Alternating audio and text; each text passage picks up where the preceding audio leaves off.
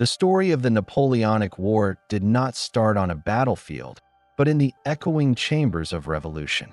In 1789, the Old World cracked open. France, long ruled by divine right and aristocratic privilege, found itself teetering on the brink of collapse. Decades of war, famine, and financial ruin had eroded the foundations of the Bourbon monarchy. The Enlightenment had awakened minds, teaching people that reason could challenge tradition, that liberty was a birthright, and that kings were not gods. When the people of Paris stormed the Bastille on July 14, 1789, it was not just a prison they tore down. It was an idea that had been long suppressed. The ancient order of Europe trembled. The revolution that followed consumed France from within.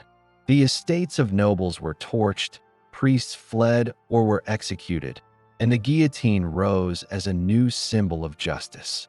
The National Assembly declared that sovereignty no longer belonged to a monarch, it belonged to the nation. But revolution, once born, cannot be controlled.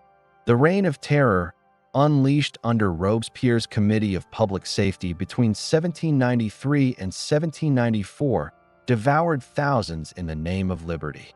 The same hands that had raised the banner of the people now wielded the blade against them. In January 1793, King Louis XVI, once the living symbol of France, was led to the scaffold. As the blade fell, Europe gasped.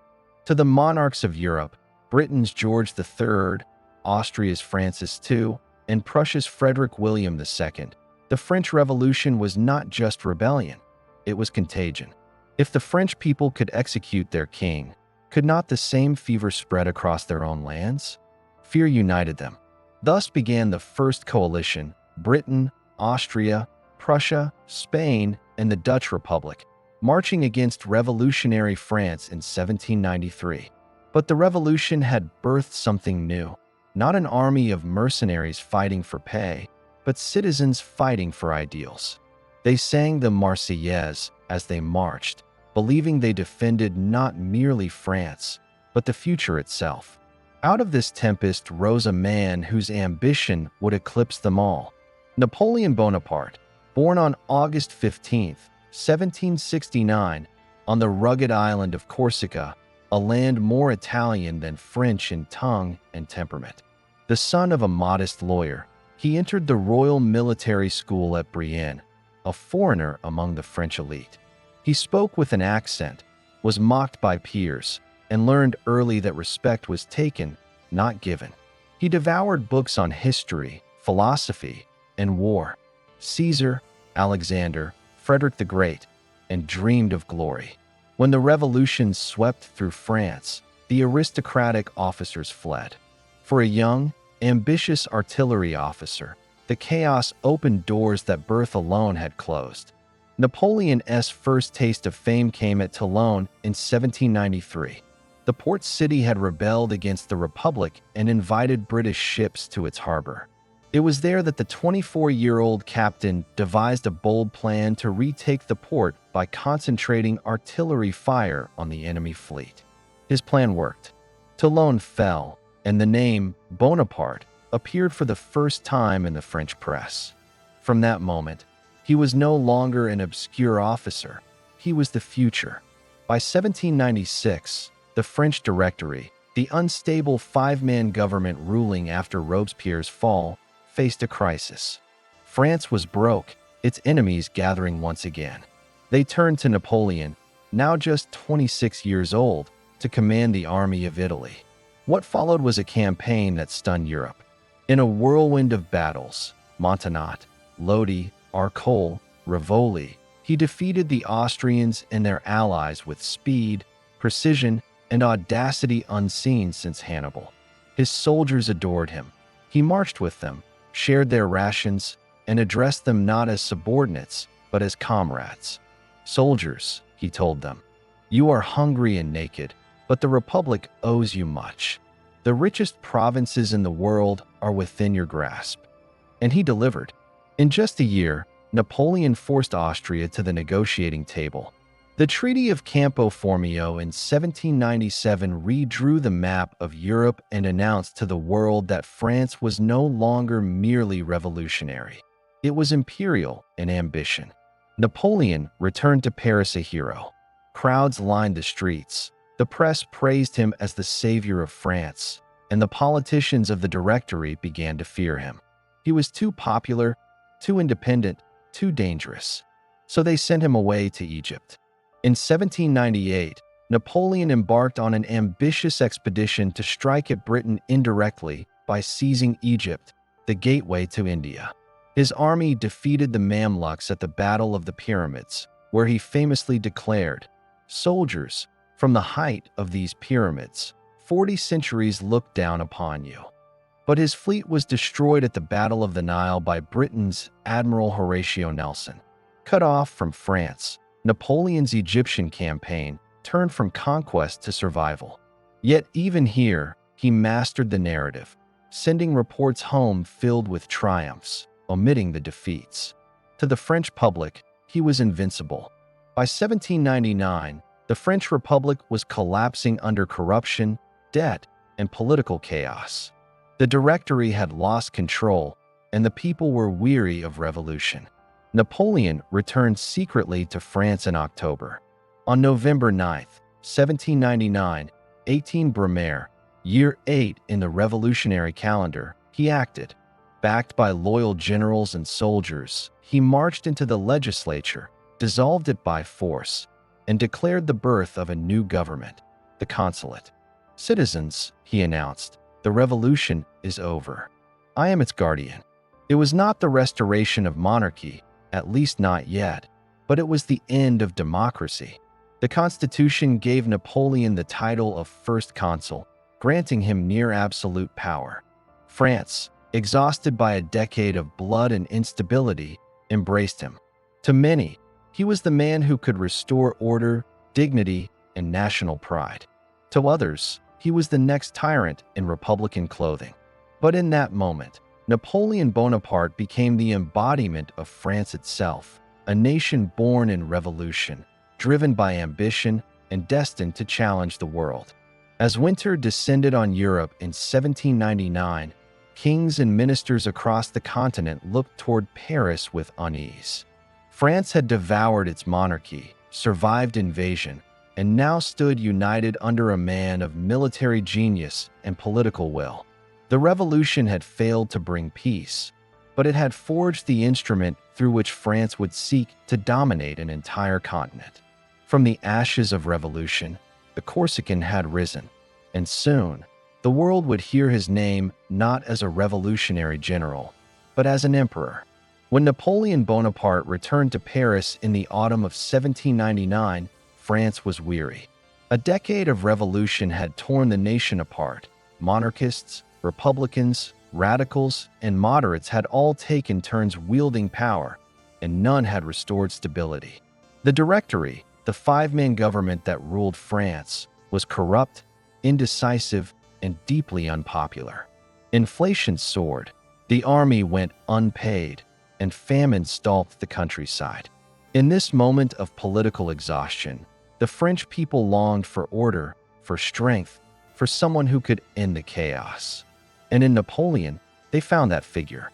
After the coup of 18 Brumaire in November 1799, the Republic was restructured under a new constitution. Napoleon emerged as first consul, wielding near absolute authority. He was only 30 years old. To his supporters, he was the embodiment of revolutionary ideals, the man who could preserve the gains of 1789 while restoring discipline. To his critics, he was a soldier who had replaced tyranny with ambition. But Napoleon understood something few others did, that France, though tired of blood, still craved greatness. He moved swiftly to consolidate his power. The new constitution was put to a plebiscite, a vote of the people. Officially, 3 million voted in favor, only 1,500 against. The results were inflated, but the message was clear: France accepted him. From that point, Napoleon's rule was cloaked in the language of legitimacy, not force. He claimed to act in the people's name, but he ruled by decree.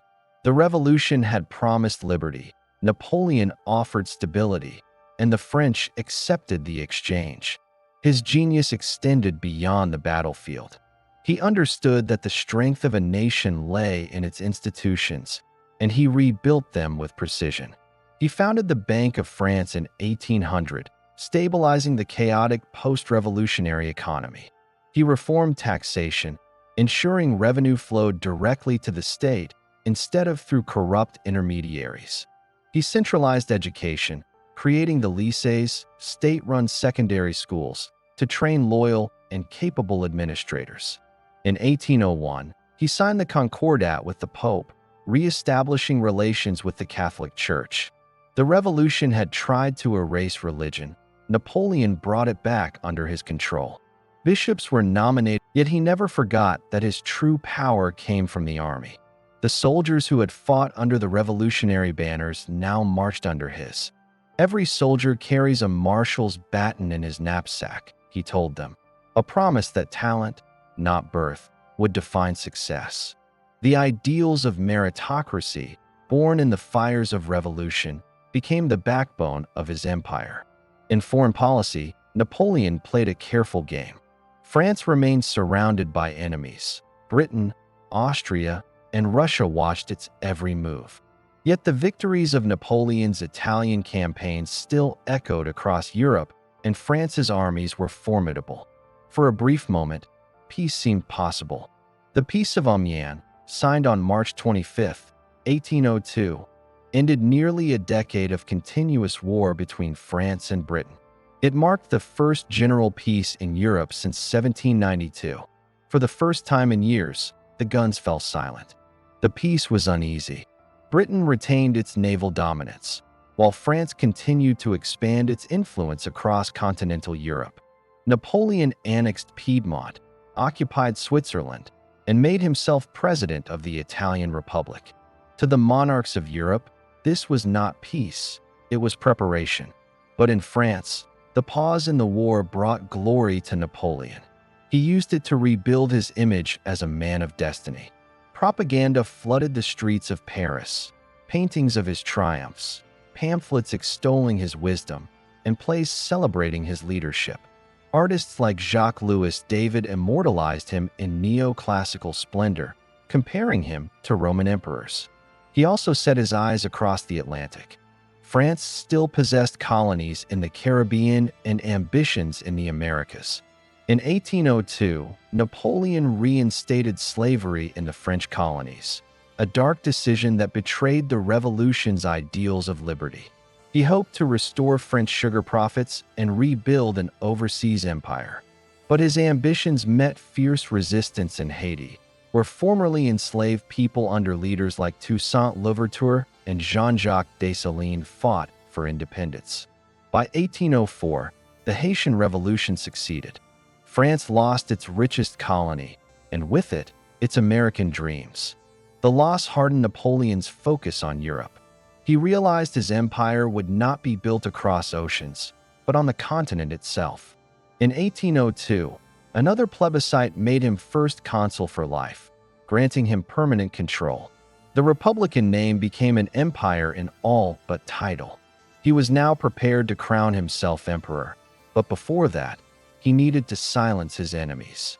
The fragile peace with Britain began to crumble. Mutual suspicion poisoned every agreement. Britain refused to evacuate Malta as promised, and Napoleon's expansion in Switzerland and Italy alarmed London. Propaganda, espionage, and diplomatic intrigue filled the air. Britain accused France of plotting invasion. France accused Britain of funding royalist plots. Both sides were right. Napoleon began amassing troops along the English Channel, forming the Army of the Coast of the Ocean, later known as the Grande Army. He dreamed of crossing the Channel, crushing Britain, and ending its interference once and for all. But such an invasion required mastery of the seas, and that was something France would never achieve. Britain's navy, led by Admiral Horatio Nelson, ruled the waves. French fleets were blockaded, harbors watched, supply lines severed. Napoleon, ever the strategist, sought another route to victory. If he could not destroy Britain militarily, he would destroy its economy. He envisioned a continental system, an economic wall that would isolate Britain from European trade. But that plan would come later, forged out of frustration and defeat. For now, the peace collapsed. On May 18, 1803, Britain declared war on France. The brief interlude was over. The Napoleonic Wars, a new era of conflict, had begun. This was no longer the revolution's struggle for survival. It was the struggle for dominance. France under Napoleon was now a military machine, efficient, loyal, and led by a man who saw war not as tragedy, but as destiny. Europe trembled once again. Austria and Russia began to rearm. Prussia watched cautiously, and Britain poured gold into the coffers of future coalitions. Napoleon, sensing the inevitability of battle, reorganized his forces, merging discipline with speed and invention with intuition.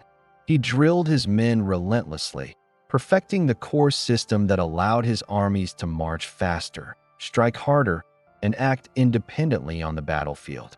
To the people of France, he promised peace through strength. To his soldiers, he promised immortality through victory. He believed that the revolution had been betrayed by weakness and that only power could preserve its achievements. In truth, his France was no longer the France of 1789. The ideals of liberty and equality had given way to authority and ambition. Yet Napoleon's rise gave his nation something it had not felt in years: unity. As 1803 drew to a close, the storm gathered. Across Europe, kings and ministers whispered of alliances, invasions, and revenge. But none could match the momentum of the man who had reshaped France from chaos into order, from revolution into empire. In just 4 years, he had transformed a broken republic into the most formidable power in Europe. The Peace of Amiens was over. The drums of war were beating once more. And as Napoleon looked across the Channel toward Britain, he saw not an island nation, but an obstacle in his path, a rival empire that stood between him and destiny.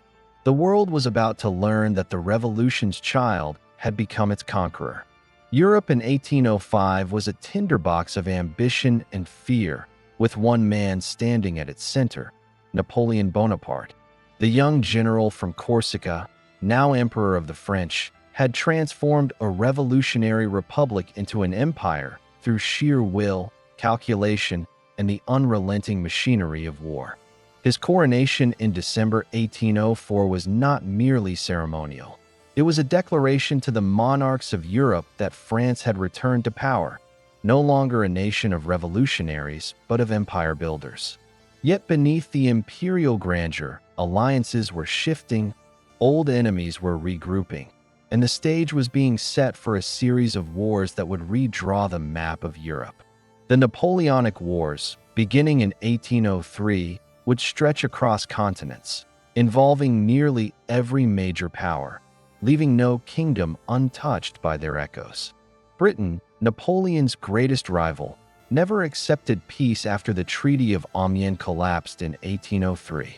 The two nations, so ideologically opposed, France, revolutionary and continental, Britain, constitutional and maritime, faced off once again.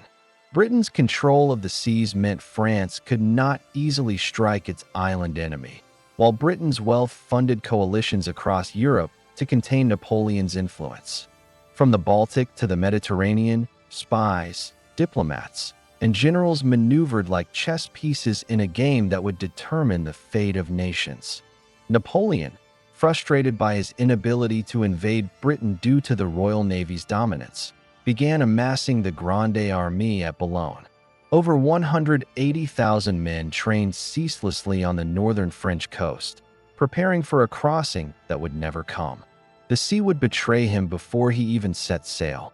On October 21, 1805, off the coast of Spain at Cape Trafalgar, Admiral Horatio Nelson led the British fleet to one of the most decisive naval victories in history. Though Nelson himself was mortally wounded, His ships annihilated the combined French and Spanish fleets, ensuring Britain's naval supremacy for the next century. The dream of invading England died with those shattered masts and burning hulls. Napoleon, however, was not a man to be cornered by misfortune. Even before Trafalgar, he had turned his attention eastward. The armies of Austria and Russia, emboldened by British gold, had mobilized to strike France on land. Napoleon saw his opportunity, not as a setback, but as an opening to crush his continental rivals. What followed was the legendary Austerlitz campaign of 1805, one of the most brilliant displays of strategic mobility in modern warfare. In a matter of weeks, Napoleon's forces moved from the English Channel across the breadth of Europe with astonishing speed. The Austrians under General Mack were encircled at Ulm in October, forced to surrender nearly 30,000 men without a major battle.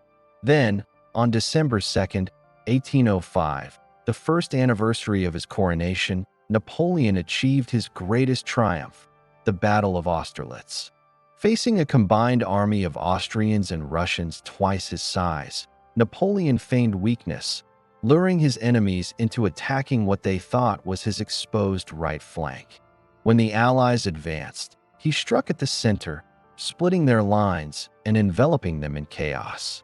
The sun broke through the morning fog that day, earning it the name the Sun of Austerlitz, a symbol of Napoleon's genius and destiny. In just a few hours, the Third Coalition had been shattered.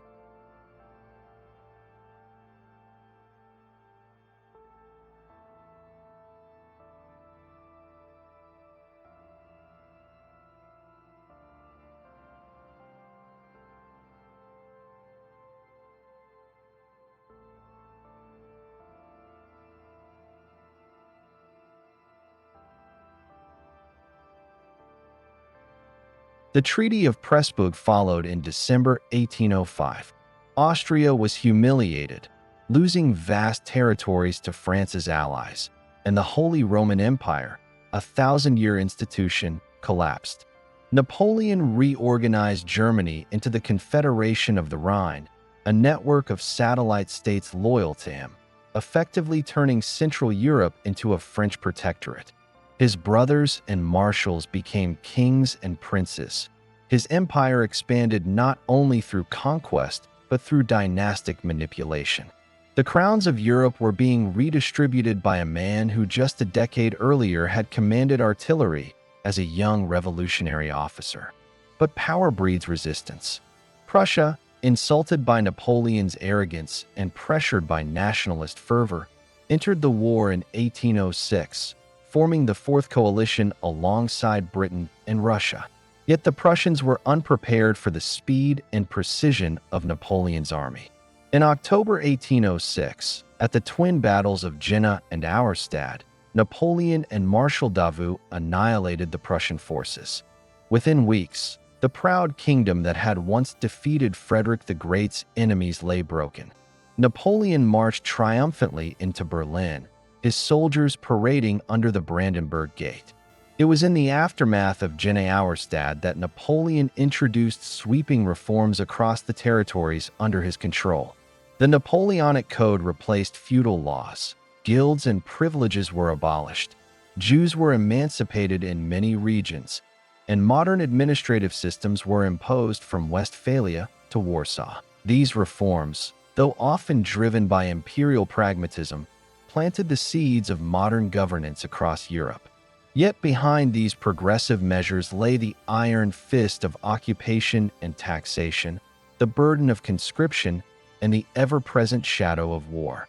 In 1807, Napoleon's momentum carried him deep into Poland, where he clashed with the Russians at Eylau and Friedland. Eylau, fought amid snow and blood, was one of the most brutal battles of the era, a grim reminder that even Napoleon's genius could not master the elements or the stubborn resistance of his foes. But Friedland, in June 1807, restored his aura of invincibility. The Russians were crushed, and Tsar Alexander I was forced to negotiate. The two emperors met on a raft in the middle of the Niemen River at Tilsit, a symbolic meeting between East and West, between ambition and necessity. The treaties of Tilsit, signed in July 1807, reshaped Europe once again. Russia became a reluctant ally, Prussia was reduced to half its size, and much of continental Europe fell under French domination. By 1808, Napoleon's empire stretched from the Atlantic to the Vistula. He placed his brothers Joseph, Louis, and Jerome on the thrones of Spain, Holland, and Westphalia, respectively.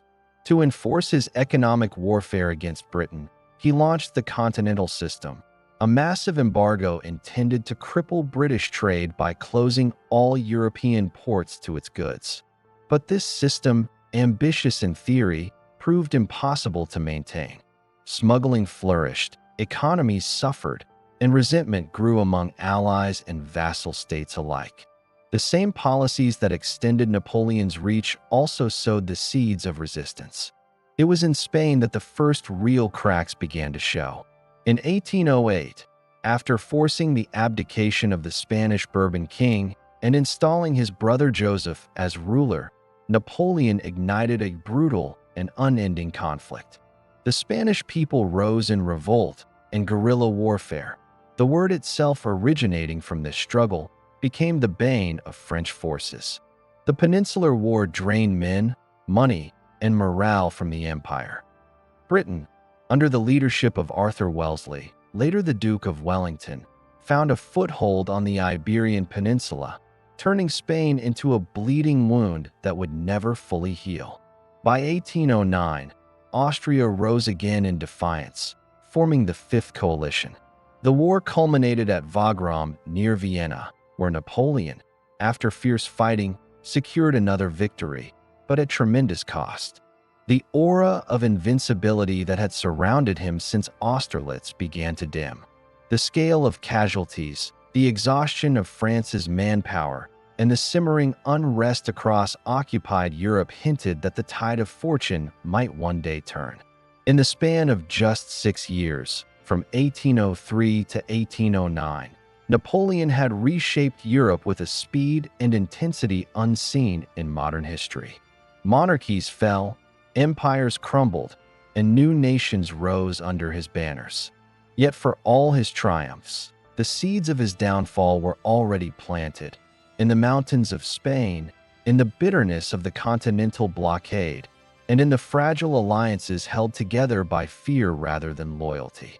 Europe was Napoleon's masterpiece, but it was also his labyrinth, a vast creation that would one day trap its own maker.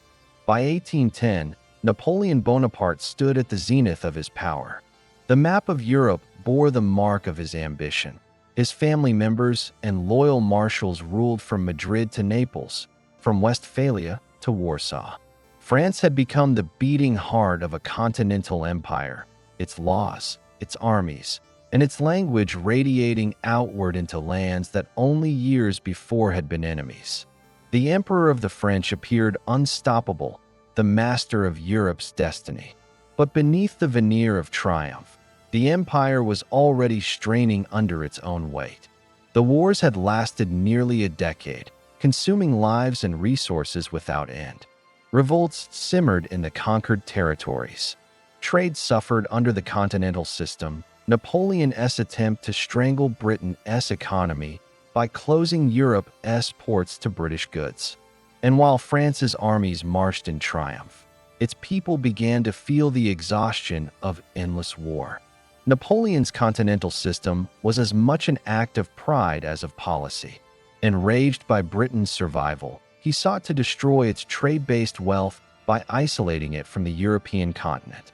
In theory, the plan was simple: deny British goods to all of Europe and force the island nation into economic collapse. In practice, it proved impossible.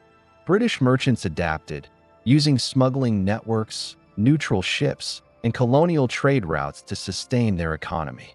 Meanwhile, the embargo inflicted devastating hardship on Napoleon's own allies. From Spain to the Hanseatic ports, local economies dependent on maritime trade crumbled. Even Russia, his supposed ally after Tilsit, began to chafe under the restrictions. The blockade, rather than uniting Europe under French control, deepened resentment and opposition. Napoleon's obsession with enforcing the continental system led him into new conflicts. In 1809, Austria had risen again and been defeated at Wagram, but the victory came at a terrible cost, nearly 70,000 casualties. The bloodshed forced Napoleon to seek new legitimacy through marriage, linking his destiny with Europe's oldest monarchy. He divorced Josephine de Beauharnais, the woman he had loved but who had borne him no heir, and married Marie-Louise of Austria, daughter of Emperor Francis I. The union in 1810 symbolized Napoleon's transformation from revolutionary general to imperial monarch. When Marie-Louise gave birth to a son, Napoleon II, in 1811, the King of Rome, it seemed that the Bonaparte dynasty was secured. Yet, even as he built palaces and secured alliances through marriage, the empire's foundations were beginning to crack. In Spain, a new kind of war had taken hold, one that Napoleon's conventional brilliance could not easily overcome. The Peninsular War, raging since 1808, became a brutal quagmire. The Spanish people, supported by British gold and soldiers, fought back with relentless ferocity. Small bands of guerrillas harassed French columns, ambushed supply lines, and turned every village into a battlefield. The Duke of Wellington, commanding the Anglo-Portuguese army, slowly advanced from Portugal into Spain, grinding down French control. For every victory on the battlefield, Napoleon's forces bled in the hills and valleys of Iberia. The emperor himself referred to the conflict as the Spanish ulcer, a wound that refused to heal, draining his empire's strength year after year. Beyond the Pyrenees, discontent was spreading among Europe's elites and commoners alike. The imposition of French administrators, taxes, and conscription bred hatred. The dream of liberation that the revolution had once promised was now seen as French domination.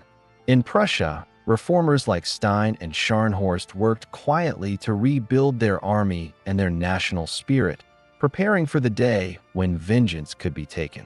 In Russia, Tsar Alexander I grew increasingly frustrated with the constraints of the continental system, which had devastated his country's trade. By 1811, Russia had begun to reopen its ports to British goods, signaling open defiance of Napoleon's will. Napoleon, driven by pride and suspicion, interpreted this act as betrayal. His mind, which once had calculated campaigns with razor precision, now fixated on punishing disobedience. He decided on an invasion of Russia, a campaign that would dwarf all his previous undertakings. It was not merely a war of necessity, but a crusade to reassert his supremacy.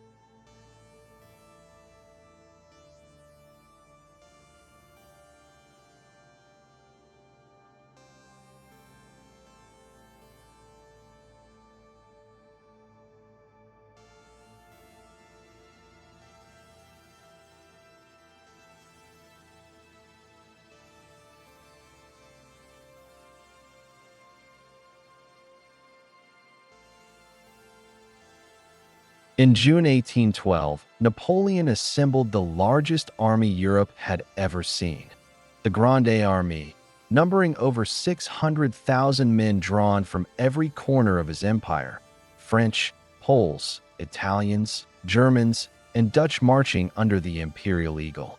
The campaign began with confidence and spectacle.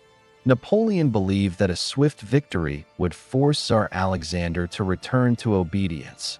Yet the vastness of Russia, the resilience of its people, and the cunning of its commanders would soon turn this grand ambition into a nightmare. Crossing the Niemen River in late June 1812, Napoleon declared to his troops that the war of the Second Polish Campaign has begun. But unlike his earlier lightning campaigns in Central Europe, this war would be fought not against armies, but against geography, climate, and time. The Russians, under generals Barclay de Tolly and Kutuzov, refused to meet him in a decisive battle. Instead, they retreated deeper into their homeland, burning villages, fields, and supplies in a scorched earth strategy that denied the French the sustenance they needed. The Grande Army advanced through the smoldering ruins of Smolensk and Vilnius, their supply lines stretching impossibly thin. Hunger and disease began to take more lives than bullets. It was not until September that the Russians finally made a stand outside Moscow at the village of Borodino. There, on September 7th, 1812, the two greatest armies in Europe clashed in one of the bloodiest single-day battles in history. More than 70,000 men fell on both sides, and though Napoleon technically won the field, it was a victory without purpose. The Russian army withdrew in good order, unbroken, while Moscow lay ahead, silent and waiting. When Napoleon entered the city a week later, it was not the prize he expected, it was a trap. Fires, set by Russian patriots, consumed the wooden city in an inferno that left the emperor standing amid ash and smoke, his triumph hollow. He waited for Tsar Alexander to sue for peace, but none came. Weeks passed, winter approached, and still the Russian ruler refused to yield. In mid-October, Napoleon made the fateful decision to retreat. The journey back from Moscow became a scene of almost biblical suffering. Snow, hunger, and relentless attacks by Cossacks turned the once proud Grande Army into a ghost column. Frostbite and starvation claimed tens of thousands. Horses froze where they stood, cannons were abandoned in the snow, and men staggered barefoot across the icy plains. By the time the remnants of Napoleon's army crossed the Berezina River in late November, fewer than 100,000 men remained. The emperor, who had once dominated Europe, now watched his empire begin to crumble with every step westward. The catastrophe in Russia sent shockwaves across the continent. For the first time, Napoleon's aura of invincibility was shattered. Europe, long cowed by fear, sensed that the emperor could be defeated. The following year, 1813, brought a wave of renewed alliances. Britain, Russia, Prussia, Austria, Sweden, and others united in what became the Sixth Coalition. In the spring and summer of that year, Napoleon gathered a new army, astonishingly resilient in its speed of recovery. He won several early victories at Lutzen and Botzen, but the numbers were no longer in his favor. The coalition forces, learning from past mistakes, refused to be drawn into decisive battles that could be turned by Napoleon's tactical brilliance. They adopted a new strategy, the Trachtenberg Plan, to avoid direct engagement, target his marshals, and grind down his strength. In October 1813, at Leipzig, the so-called Battle of Nations, the fate of Napoleon's empire was sealed. Over 500,000 soldiers fought across 3 days of brutal combat, making it the largest battle in European history up to that time. France's allies turned against her. Saxon troops defected in the midst of battle, and Napoleon's army was encircled. When he finally ordered a retreat, a bridge was prematurely blown up, cutting off thousands of his men, who were then slaughtered or captured. The defeat at Leipzig marked the end of French domination in Central Europe. The empire that had once stretched from Spain to Poland began to collapse in on itself. By the end of 1813, the tide of history had turned irrevocably. The Napoleonic Empire, built on speed, audacity, and brilliance, was now besieged by exhaustion, rebellion, and unity among its enemies.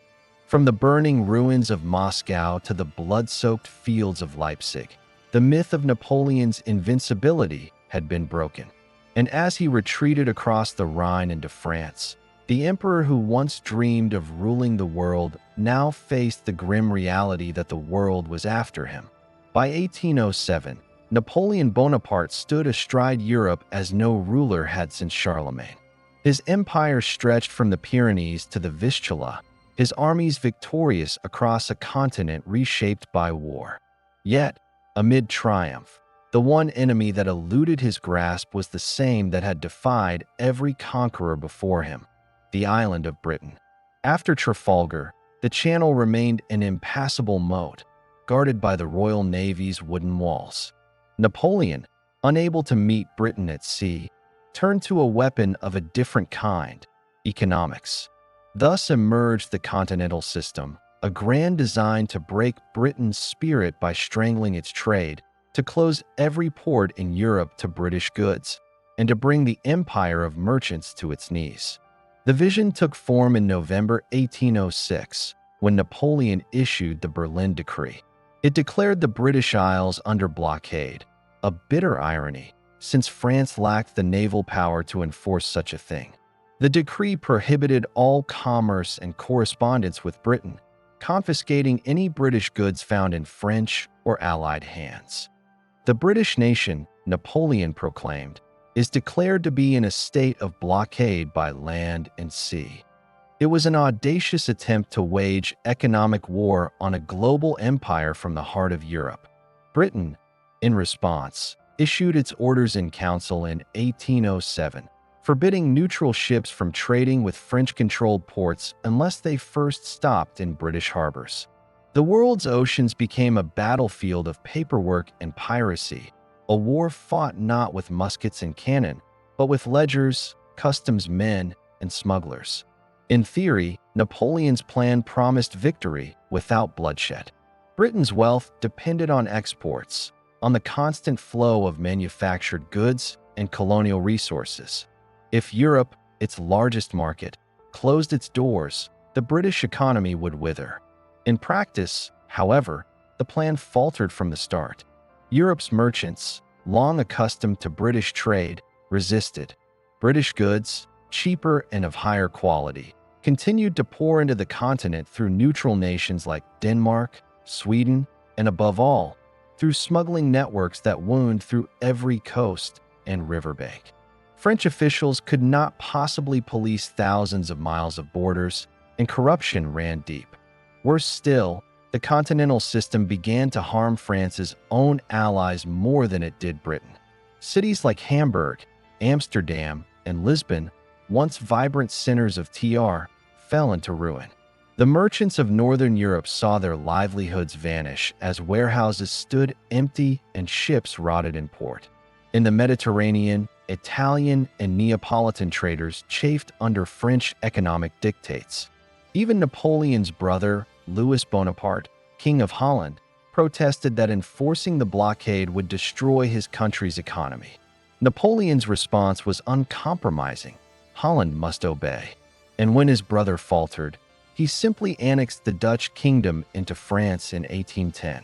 Britain, meanwhile, adapted. Far from collapsing, its global trade expanded.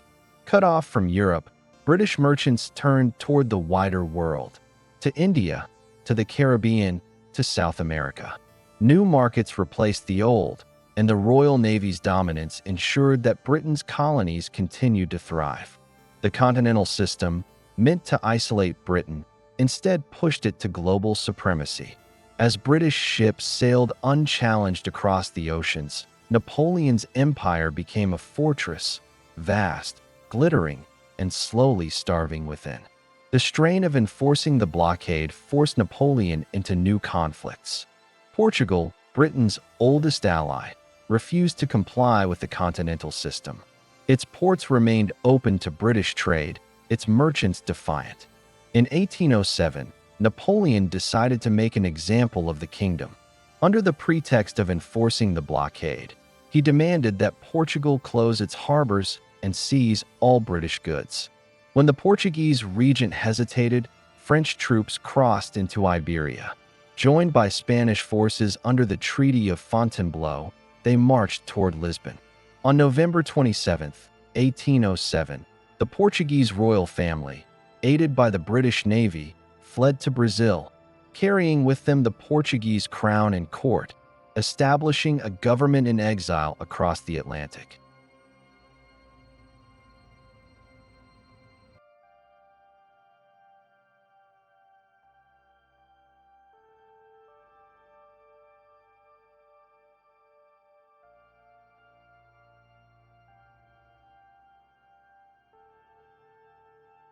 For Napoleon, the invasion of Portugal was a straightforward act of enforcement. But in Spain, the consequences would spiral beyond control. Spain was France's uneasy, while ruled by the aging King Charles IV and his ambitious son, Ferdinand VII, both entangled in court intrigues. Napoleon, seeking stability, decided to intervene directly. In early 1808, under the guise of reinforcing his armies bound for Portugal, he sent more French troops into Spain. Once there, he seized key fortresses and took control of the country. In May, he summoned both the Spanish king and his son to the French town of Bayonne, where, through a mixture of pressure and deceit, he forced them to abdicate. Napoleon then made a fateful decision. He placed his brother, Joseph Bonaparte, on the throne of Spain. To Napoleon, it seemed a rational act to replace weak rulers with loyal kin. To the Spanish people, it was a national humiliation, a foreign occupation disguised as reform. Across the kingdom, fury erupted. On May 2, 1808, the citizens of Madrid rose against the French garrison. The uprising was brutally suppressed by Marshal Murat's troops, who executed hundreds in the following days, an atrocity immortalized by Francisco Goya's haunting painting, the 3rd of May 1808. But the spark could not be extinguished. From the mountains and villages, a new kind of war began, the Guerra de la Independencia, the War of Independence. The Spanish resistance was unlike anything Napoleon had faced. It was not an army, but a people in revolt. Farmers, priests, and laborers took up arms, ambushing French columns, assassinating officials, and disappearing into the hills. The term guerrilla, meaning little war, entered the vocabulary of history. What had begun as an act of imperial administration turned into a war without front lines, brutal, chaotic, and unending. In 1808, the British saw their opportunity. Under the leadership of Sir Arthur Welly, later known as the Duke of Wellington, British troops landed in Portugal to support the resistance. For the first time since Trafalgar, Britain would face Napoleon's empire on European soil. The British victory at Vimeiro in August 1808 forced the French to withdraw temporarily from Portugal, but the war was far from over. Napoleon, furious at the incompetence of his marshals, decided to intervene personally. In the winter of 1808, he crossed the Pyrenees at the head of 200,000 men, the largest army Spain had ever seen. His initial campaign was devastating. The French swept through northern Spain, capturing Madrid in December 1808. Napoleon entered the capital triumphantly, proclaiming that the rebellion was over. Yet even as he celebrated, resistance flared again in the countryside. Every province became a battlefield, every road a death trap. Napoleon soon realized that victory in Spain would require a permanent garrison of hundreds of thousands, a drain his empire could not sustain. In early 1809, news reached him that Austria, humiliated after Austerlitz and Tilsit, had risen again in arms. The emperor left Spain, never to return, entrusting the campaign to his marshals. His absence marked a turning point. The Peninsular War would drag on for 6 more years, consuming the lives of over 500,000 men. It became, in the words of one French general, the bleeding wound of the empire. Meanwhile, the continental system continued to unravel. The economic strain on Napoleon's allies grew intolerable. Russia, whose trade had been crippled by the blockade, began to drift from the alliance. Tsar Alexander I, once Napoleon's partner at Tilsit, found himself pressured by his nobles and merchants to reopen ports to British ships. In defiance of the emperor's will, Russian ports resumed trade with Britain by 1810. The alliance between Paris and St. Petersburg, once the foundation of Napoleon's continental dominance, began to fracture. Napoleon saw betrayal in every act of defiance. His response was not diplomacy but preparation for war. In 1811, as he tightened his grip over the remnants of his European system, he began amassing troops for what would become the greatest military undertaking of his life, the invasion of Russia. The continental system, born from his desire to isolate Britain, had instead isolated itself. By turning Europe into a fortress, he had transformed his allies into captives and his empire into a prison of its own making. As 1809 gave way to 1810, the French Empire still shone with the brilliance of power, but the light concealed the cracks beneath. Spain burned with rebellion. Britain grew stronger across the seas. Russia turned away in quiet defiance. And in Napoleon's relentless march toward control, he had set in motion the forces that would one day destroy him. The eagle soared higher than ever, yet unseen in the distance, the storm clouds were already gathering. By 1810, Napoleon Bonaparte stood as the undisputed master of continental Europe. The treaties of Tilsit had reduced Prussia to a shadow of itself. Austria was humiliated, and Russia, under Tsar Alexander I, appeared as an ally. Yet, beneath the polished marble of imperial power, the cracks of overreach had already begun to show. What followed were the years of strained ambition, the high tide of Napoleonic glory that began to turn, imperceptibly at first, into retreat. The era between 1810 and 1812 was a slow tightening of fate's noose, a time when the emperor's mastery of war and diplomacy began to dissolve under the weight of his own creation. Napoleon's continental system, designed to choke Britain's economy by forbidding European nations from trading with it, had started to backfire. Smuggling thrived along the coasts of Holland, the Baltic, and the Iberian Peninsula. British merchants, skilled in subversion, found new routes through the Mediterranean, the Americas, and the East. The blockade starved not Britain but Napoleon's allies, whose economies depended on trade with the British Empire. As resentment simmered, Napoleon's once loyal Confederates began to question his leadership. Europe, united only by coercion, started to resist the weight of French dominance. Napoleon's personal life, too, mirrored this shift from triumph to tension.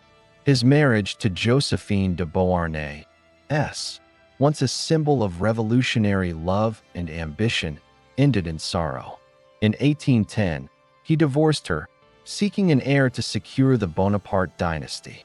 His new bride, Marie-Louise of Austria, daughter of Emperor Francis I, symbolized the alliance between the old monarchy and the new empire. It was a gesture that fused the revolutionary general with the royal bloodline he once despised. When she bore him a son in March 1, Napoleon II, the King of E, the emperor seemed to have achieved immortality. Yet, behind the celebration, the air in Europe was tense. His empire was vast, but its foundations rested on shifting loyalties and forced alliances.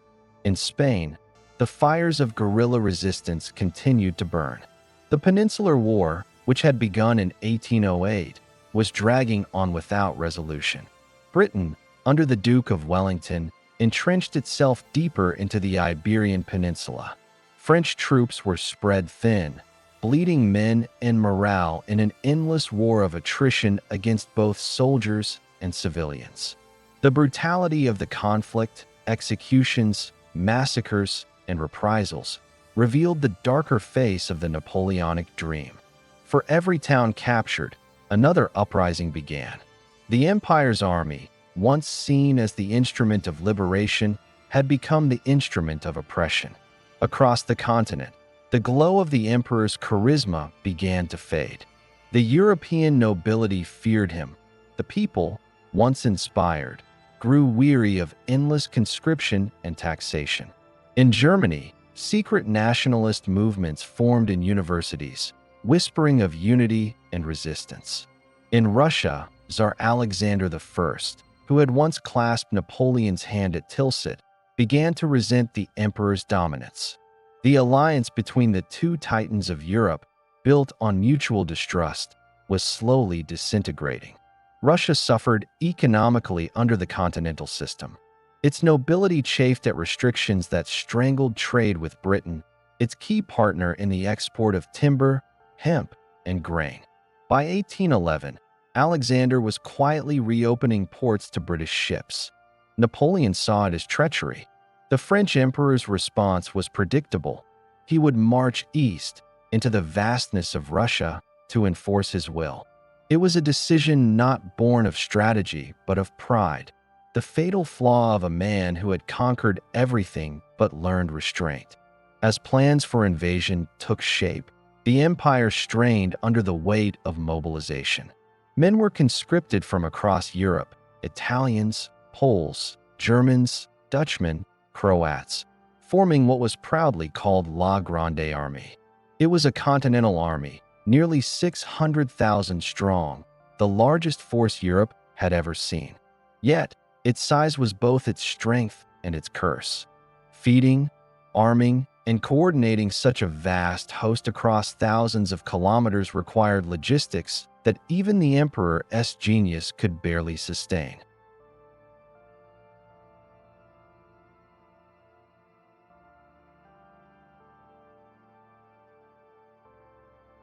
In Paris, Napoleon's ministers warned him. His marshals, though loyal, grew cautious. Even Talleyrand, his former diplomat, muttered that this war would mark the beginning of the end. But Napoleon was deaf to caution. He believed in momentum, that war was not a matter of caution but of will. The same audacity that had carried him from Corsican obscurity to imperial splendor now pushed him toward disaster. In June 1812, the Grande Armée crossed the Niemen River into Russia. Napoleon framed the campaign as a defensive act, a preemptive strike to enforce the continental system and secure European peace. But the reality was simpler. It was an assertion of supremacy, a test of whether one man could bend history itself to his will. The invasion began with confidence. Russian forces, commanded by Generals Barclay de Tolly and later Mikhail Kutuzov, retreated steadily, refusing open battle. They left behind scorched earth, burning crops, poisoning wells, abandoning towns. Napoleon's men marched deeper into an empty land, their supplies dwindling. The summer sun turned the Russian plains into a wasteland of dust and heat. By September, when they reached the outskirts of Moscow, hunger and exhaustion had thinned their ranks. On September 7, 1812, they finally met the Russians at Borodino. It was one of the bloodiest single-day battles of the Napoleonic Wars, around 70,000 casualties. Though Napoleon claimed victory, it was hollow. The Russian army withdrew intact, its spirit unbroken. When the Grande Armée entered Moscow a week later, the city was eerily silent, and then it burned. Flames engulfed the wooden houses set by Russian patriots themselves. The French emperor, standing amid the inferno, saw not conquest but ruin. Winter arrived early that year. With no supplies, no shelter, and no peace agreement from the Tsar, Napoleon ordered the retreat in October. What followed was a nightmare: frostbite, starvation, disease, and endless attacks by Cossacks.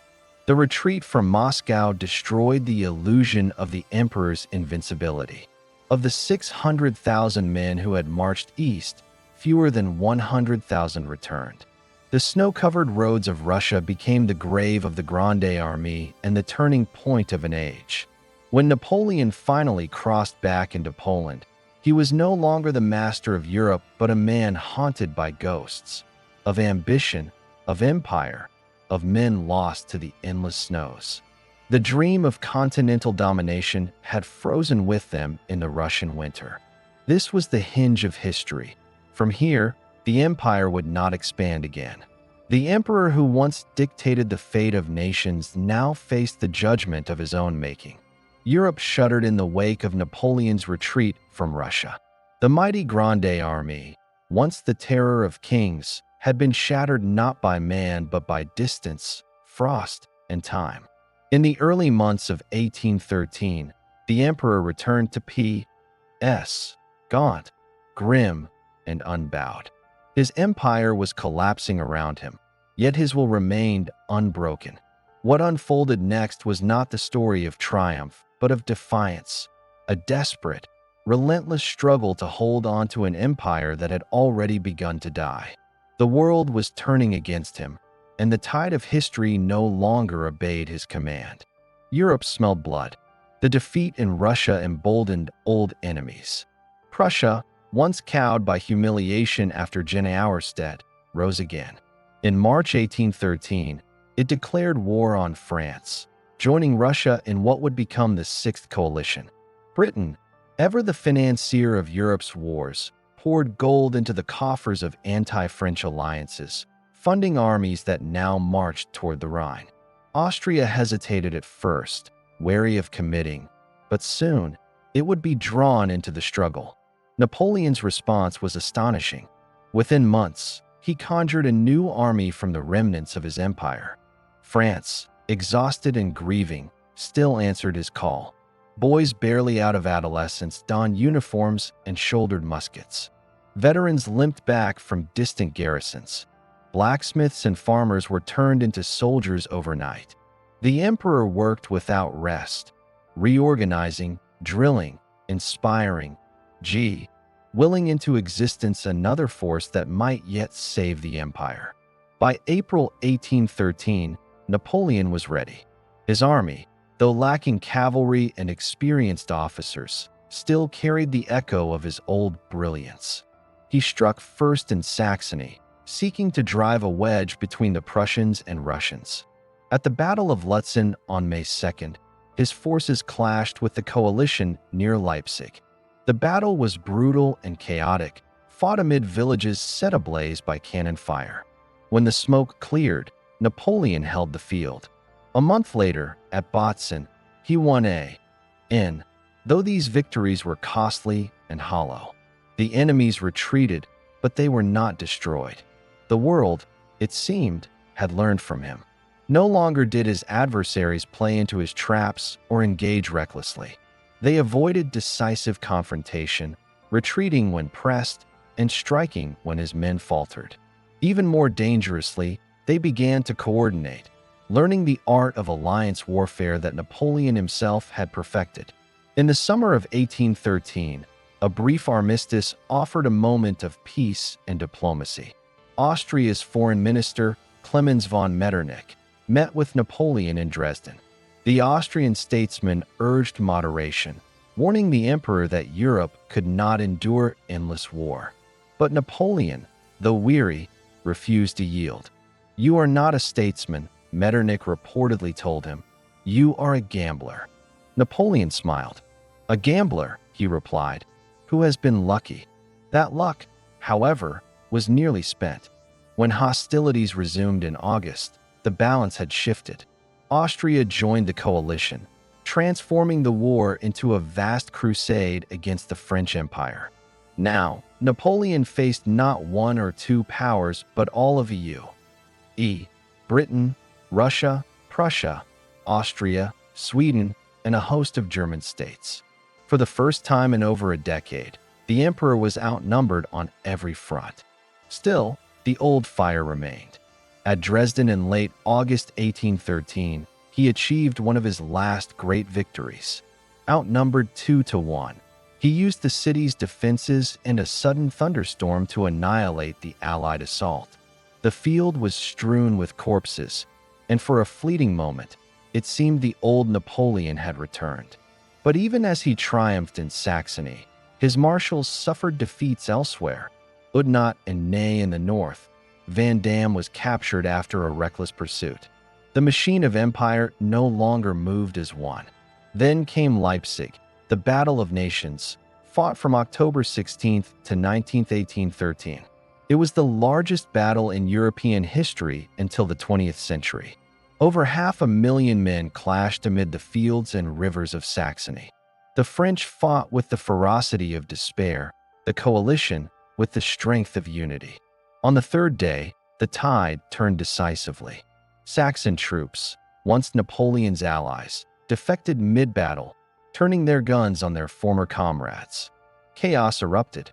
Bridges collapsed as the French tried to retreat, drowning thousands in the Elster River. When the fighting ended, Napoleon had lost 70,000 men. His empire's backbone was broken. The retreat from Leipzig was a mirror of the Russian disaster, smaller but equally tragic. The roads were clogged with wounded men, broken equipment, and starving horses. The Rhine, once the proud boundary of French victory, was now a line of defense. In December 1813, the emperor crossed it with what remained of his army. For the first time in 20 years, war would come to French soil. The coalition armies pressed forward relentlessly. In the north, the Prussians under Blücher advanced through the Rhineland. The Austrians pushed through Switzerland, and the British, under Wellington, crossed the Pyrenees from Spain. France was being encircled, not just militarily, but spiritually. The people, once inspired by glory, now longed for peace. Paris whispered of surrender. Even his ministers began to waver. Yet, in the winter of 1814, Napoleon fought like a man possessed. With fewer than 70,000 men, he faced an enemy nearly 5 times his size. But in those final months, he showed a brilliance that reminded the world why he had once been invincible. In the 6 Days Campaign of February 1814, he struck repeatedly at Champaubert, Montmirail, Château-Thierry, and Vaux, defeating isolated enemy columns with dazzling precision. For a moment, the legend of Napoleon flared again. But no amount of genius could stop the inevitable. The coalition forces regrouped, pressing toward Paris. Napoleon, fighting desperately in the east, could not reach the capital in time. On March 31st, 1814, the Allies entered Paris. The emperor's marshals, weary and disillusioned, forced him to abdicate at Fontainebleau on April 6th. For the first time, Europe exhaled. The man who had once redrawn the map of the world was now a prisoner of history.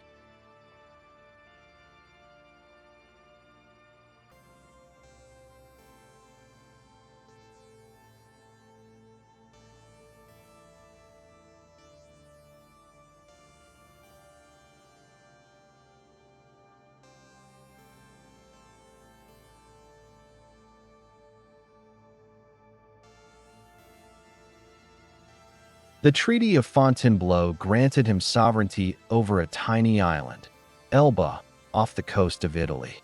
From emperor to exile, Napoleon Bonaparte departed France under guard, leaving behind an empire that had consumed itself. Louis XVIII, brother of the executed Louis XVI, was restored to the throne. The Bourbon monarchy returned, pale and cautious, to a nation that had known too much of both revolution and empire. As Napoleon stepped ashore at Elba in May 1814, he seemed calm, even content. He was granted a small retinue, a palace, and the illusion of dignity. But his mind, restless and calculating, was far from peace. He studied reports from Europe, noting the fractures within the coalition, the unpopularity of the Bourbons, and the loyalty that still lingered among his veterans. For him, exile was not an end, it was an interlude. The emperor who had once crowned himself ruler of Europe sat by the Mediterranean, gazing toward France. His empire was gone, his family scattered, his son a pawn in Vienna. But his story was not yet over. History's tide had receded, but it had not yet carried him away.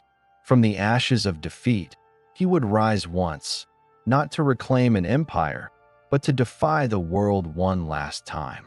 The sea around Elba glittered with deceptive calm, but Napoleon's mind was anything but still. His empire had fallen, his armies disbanded, and Europe, for the first time in decades, was at peace. Yet it was a peace built on fragile promises and uneasy thrones. Across the continent, monarchs congratulated themselves on restoring the old order, while in France, resentment simmered beneath the surface. The Bourbons, restored to power after 25 years in exile, returned not as saviors, but as relics of another age.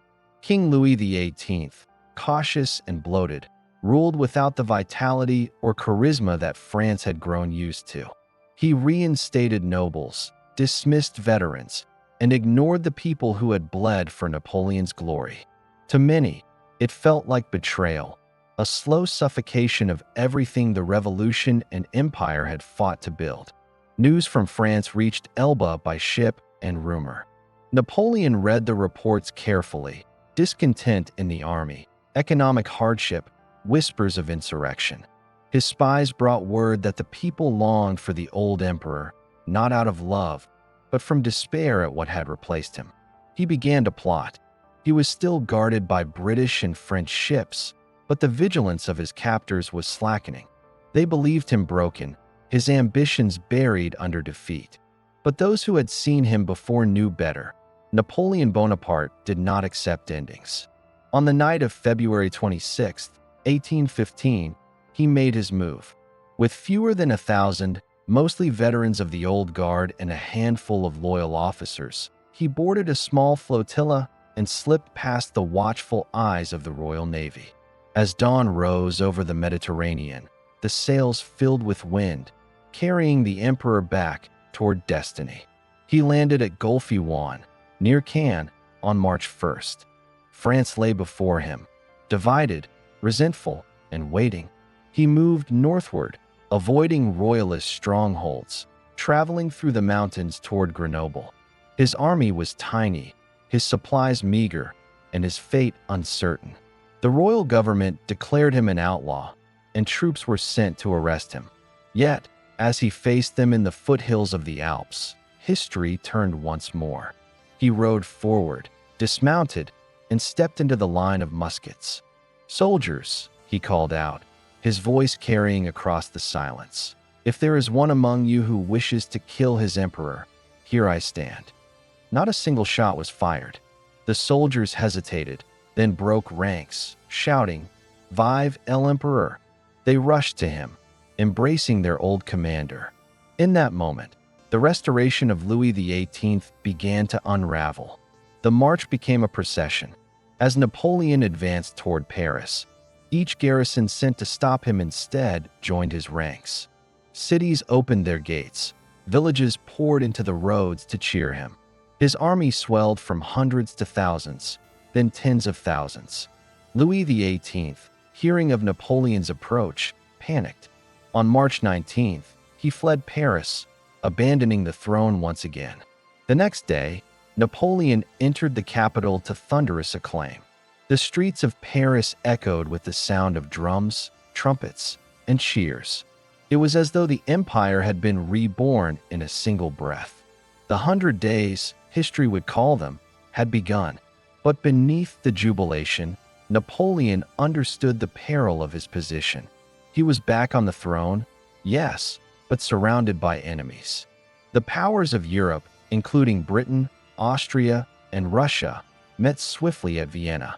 On March 13th, they declared him an outlaw once more, branding him an enemy and disturber of the peace of the world.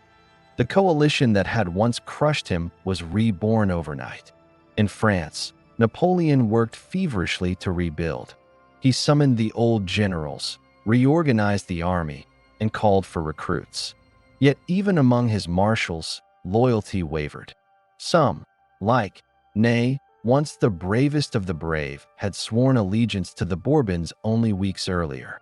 When Ney joined Napoleon again, vowing to bring him back in an iron cage, but instead pledging his sword to him, it became clear the emperor's personal magnetism remained irresistible. Still, France was wary of war.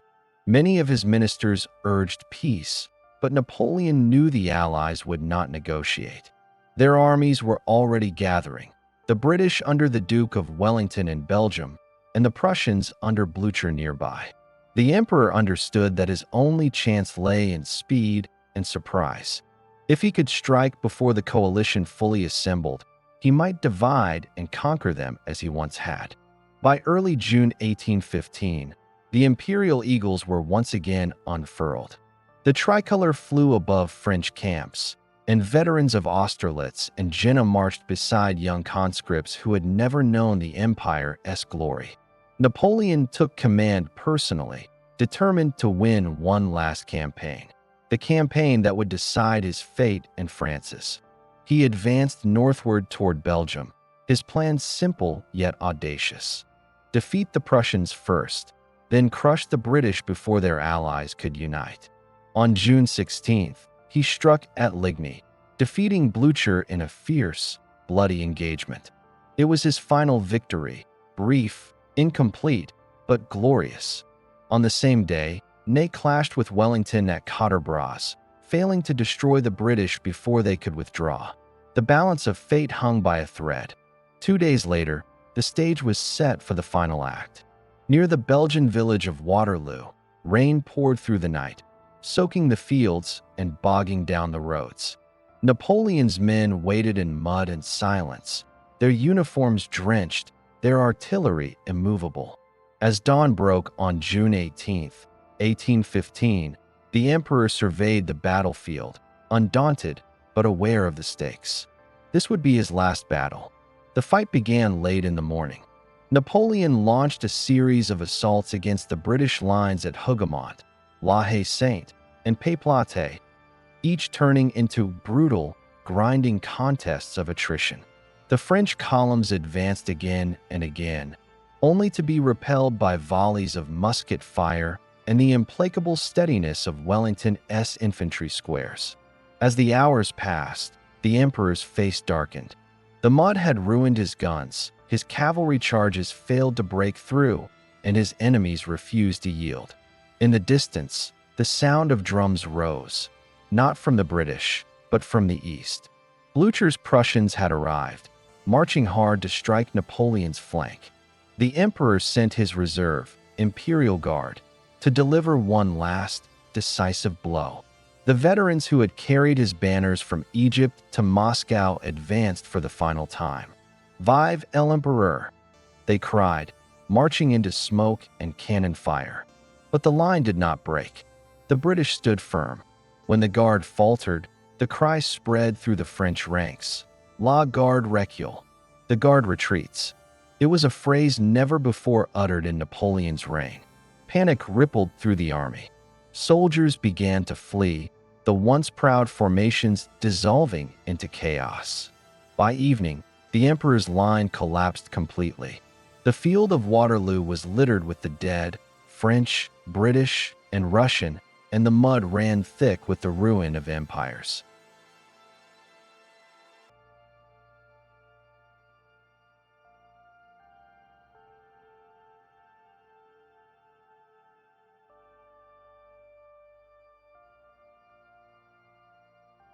Napoleon watched as the sun sank beyond the horizon. He had gambled everything on one day. Only battle, only moment, and lost. They are too strong. He murmured as he rode from the field. The dream that had carried him from Corsica to the palaces of Europe was finished. He reached Paris ahead of the Neos, bring once more thoroughly the government. But the Chamber of Deputies refused to support him. His magic atlase had faded. On June 22, tahun 1815, he abdicated the throne for the second and final time in favor of his nephew, the young Napoleon Bonaparte, who would never regain.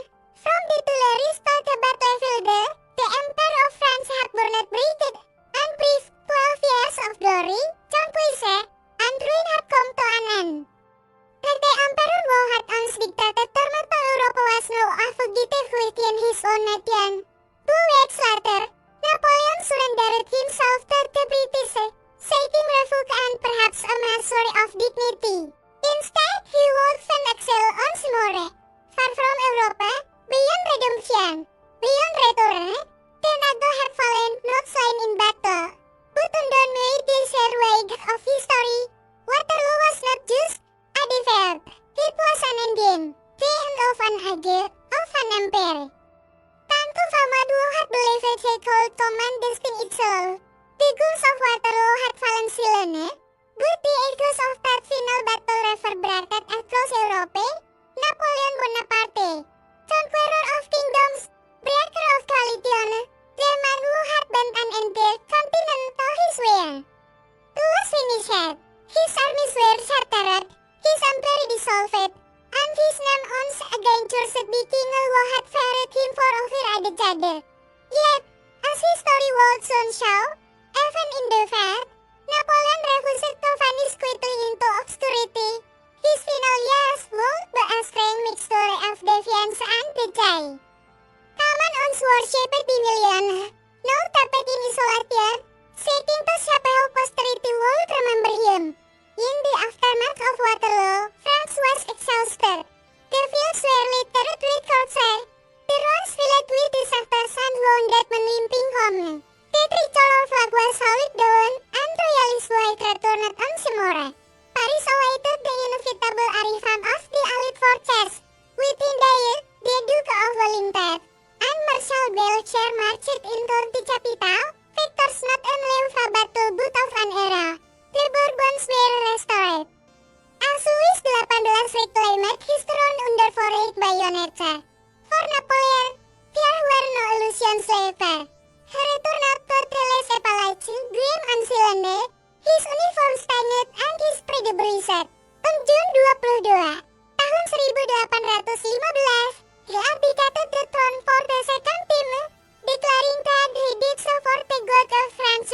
He said, the so-called Napoleon II was named successor, but the world ignored the gesture. The emperor without an empire was now a fugitive of history. He fled to Rochefort on the Atlantic coast, hoping to escape to America. There, he intended to start anew. Perhaps as a farmer, perhaps as a philosopher, perhaps simply as a man. But the British Navy had already sailed every escape route. Their ships patrolled the coast relentlessly, determined not to let Europeans nightmare race again. On July 15, tahun 1815, Napoleon made a fateful decision. Rather than risk capture or assassination, he surrendered himself voluntarily to the British aboard HMS Bellerophon. To its captain, Frederick Maitland, had presented himself with dignity, he said, like Themistocles, to throw missiles upon the hospitality of the British people. The British received him, but not as a guest. He was transported first to England, greeted by cheering crowds who gathered in Plymouth and pursued just to glimpse the Valengian Route. Some saw a tyrant broke law, others a tragic hero should be fatal, but in London, his presence terrified the government. They remembered the chance of his escape from Elba and ferried him it once again become a rallying spot. They resolved that they would never threaten Europe again. In August tahun 1815, the decision was made. Napoleon would exile to Saint Helena, a small, windswept island in the South Atlantic, nearly 2,000 kilometers from the nearest continent. Remote, desolate, and surrounded by British warship, it was a place chosen not for comfort, but for oblivion. The most secure prison in the world. One minister called it Napoleon was furious. To confine my hero, he protested, is murder, yet his words meant nothing. The ship Northumberland carried him south, away from everything he had conquered and known. After a 2-month voyage, he arrived at Saint Helena on October 15, tahun 1815. The island was a volcanic rock, about 10 miles long, 6 miles wide, with cliffs, constant wind, and sparse vegetation. The sea roared endlessly against its shores, as though to remind him of his captivity. At first, he was lodged at a small house in Jamestown, the island export, before being moved to his permanent residence in Longwood House, a damp, drafty structure perched on a pathway the rain and mist. The climate was harsh, the food poor, and the air thick with mildew. His jailer was Sir Hudson Lowe, the British governor of the island, a man of rigid discipline and little imagination. Their relationship was tense from the start. Napoleon despised Lowe as cold efficiency. Lowe, in turn, distrusted the emperor as genuine. Every word exchanged between them was latched with suspicion. Lowe imposed strict surveillance, letters were censored, visits were limited, and guards were posted around the estate, Napoleon was allowed to walk within certain boundaries, but the endless horizon of freedom was always out of reach. In this confinement, the unsimility emperor turned inward. Deprived of command, he ruled only by his memory. Around him gathered a small circle of loyal followers, generals, secretaries, and servants who had chosen exile over comfort. Among them were Bertrand, Montholon, Dourdaud. Not his faithful valet, Marchand, they kept his routine orderly, reading latte, dictating memories in the afternoon, walking through the gardens in the evening, and dining with candlelighter. At midday, he would talk for hours, recounting campaigns, battles, and decisions that had shaped the world. His words were about confession and defense, a final attempt to control how history would judge him.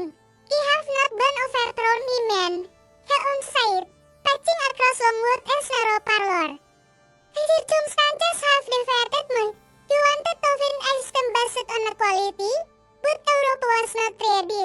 For his companion, he portrayed himself as a victim of monarchical conspiracy, a modern Prometheus punished for stealing fire from the gods of the old order.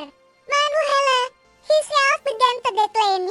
The damp air worsened his stomach pain, an ailment that would eventually take his life.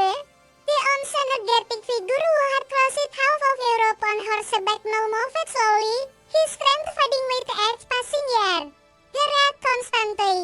Classics, philosophy, military theory, and occasionally played cards or chess. But the isolation weighed heavily. Letters from Europe took months to arrive, and news of his family came rarely. His wife, Marie-Louise, had taken tales on to Austria and refused to visit. His son, the Duke of Reichstadt, grew up under Habsburg supervision, far from his father as shadow. Despite everything, Napoleon maintained a kind of imperial dignity. He dressed each morning in his uniform, complete with decorations, as if to remind both himself and his captors who he once was.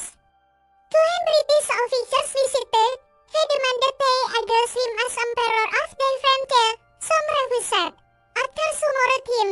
The arguments with law grew more bitter, often descending into silence that lasted weeks.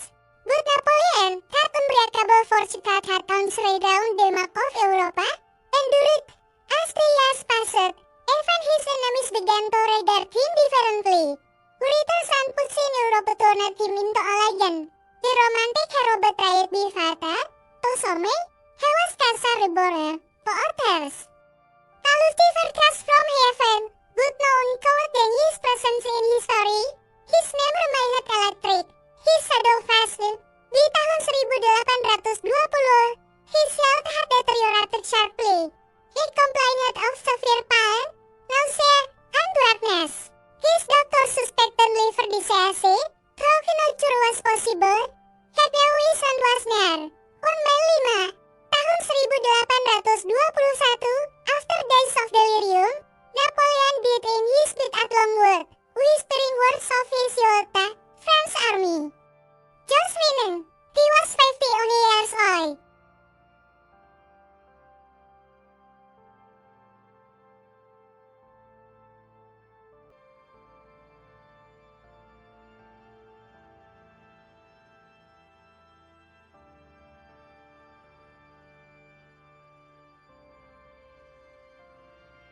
The British buried him on the island, beneath a cluster of willow trees in a secluded valley. His tomb bore no name, only a simple inscription, "Here lies." Low feared even his name might become a rallying cry. Yet death could not erase him. 19 years later, in 1840, his remains were returned to France with great ceremony. The coffin was borne through Paris, watched by immense crowds who wept and cheered as though greeting a living emperor.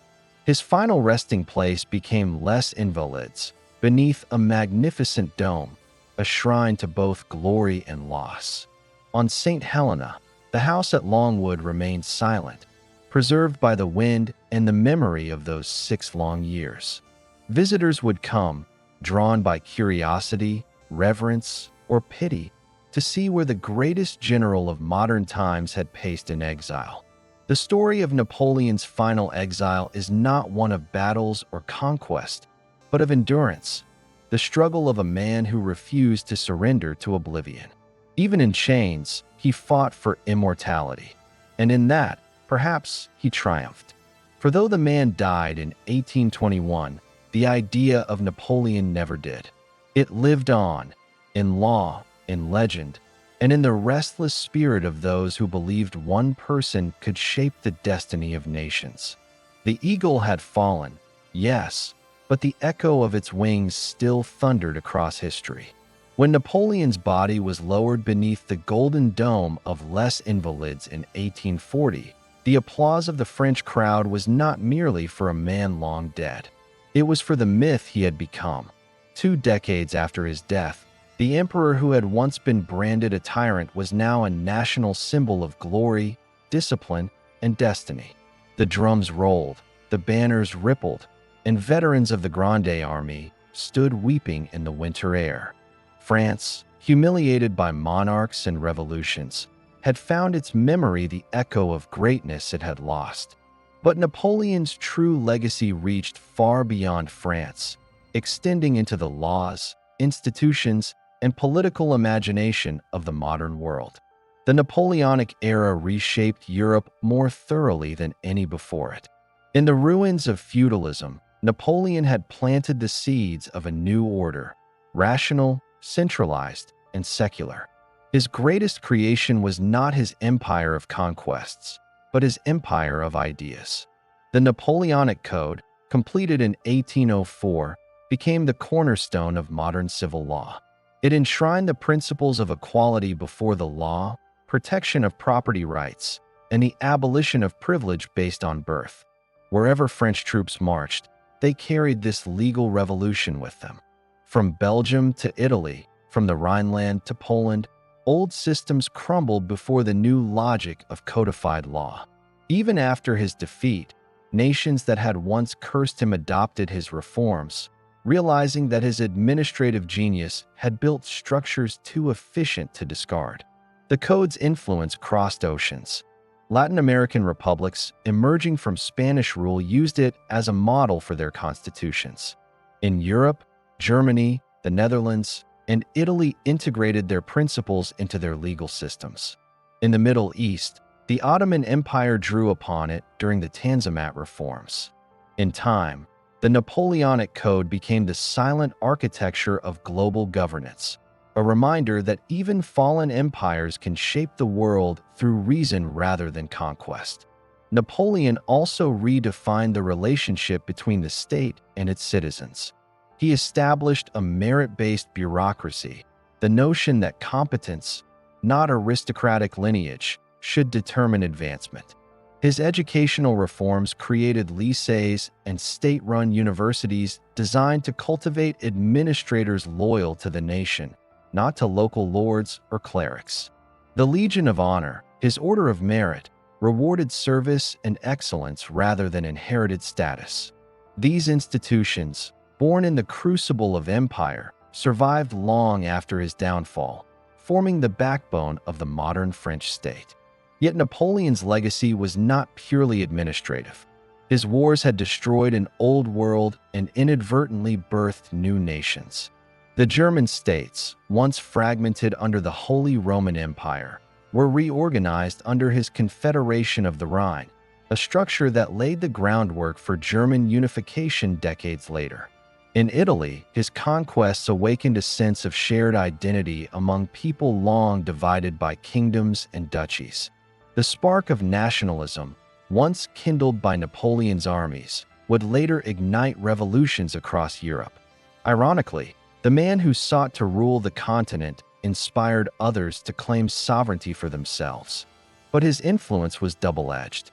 The same nationalism that liberated peoples also fueled centuries of conflict.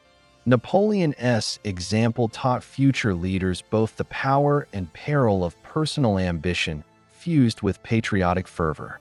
From Bismarck to Garibaldi, from Lenin to de Gaulle, each drew lessons, some of inspiration, others of caution, from the emperor who had dared to remake the world in his image.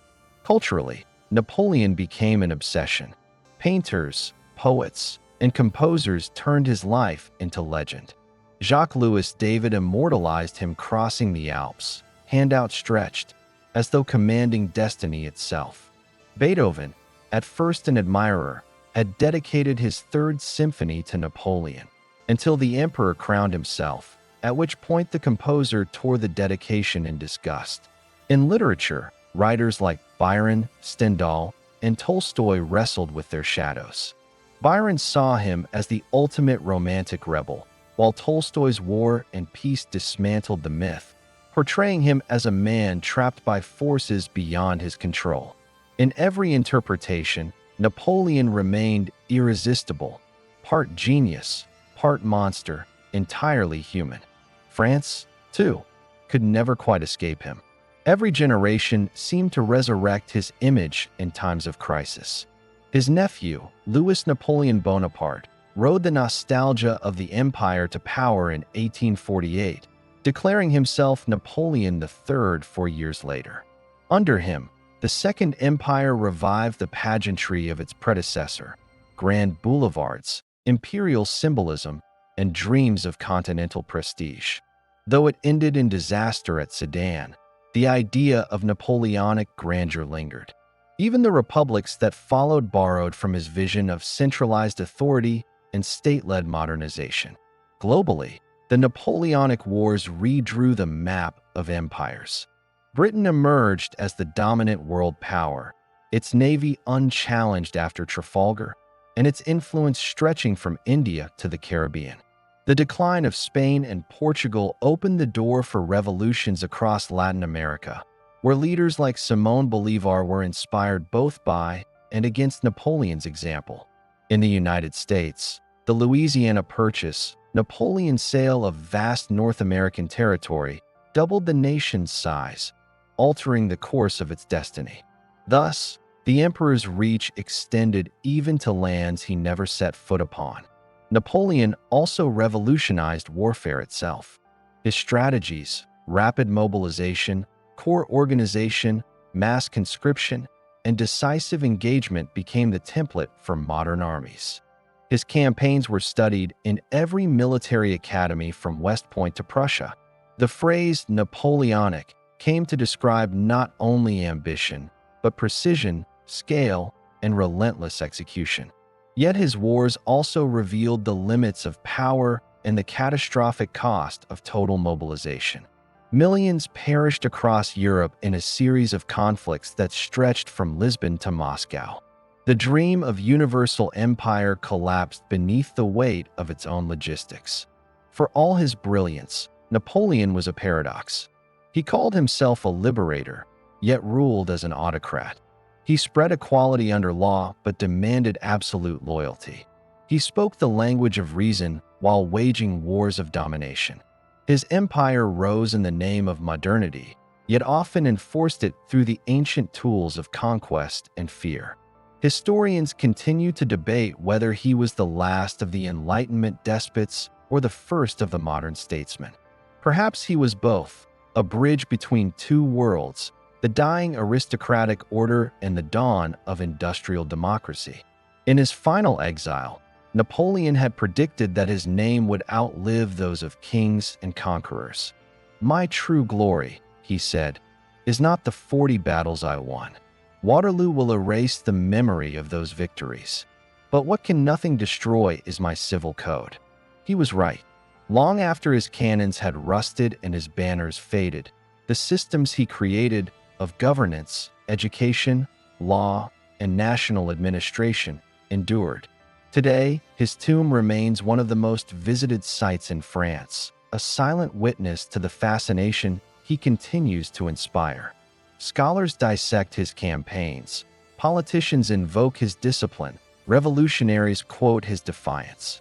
His story transcends national boundaries because it embodies a universal tension, the struggle between individual ambition and collective destiny. In the end, Napoleon's empire did not survive, but his vision did. He proved that one man's intellect, energy, and could reshape an age.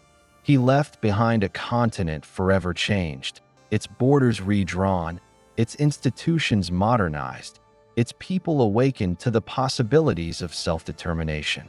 Yet he also left a warning. That power, no matter how brilliant or rational, can never escape the gravity of human limitation.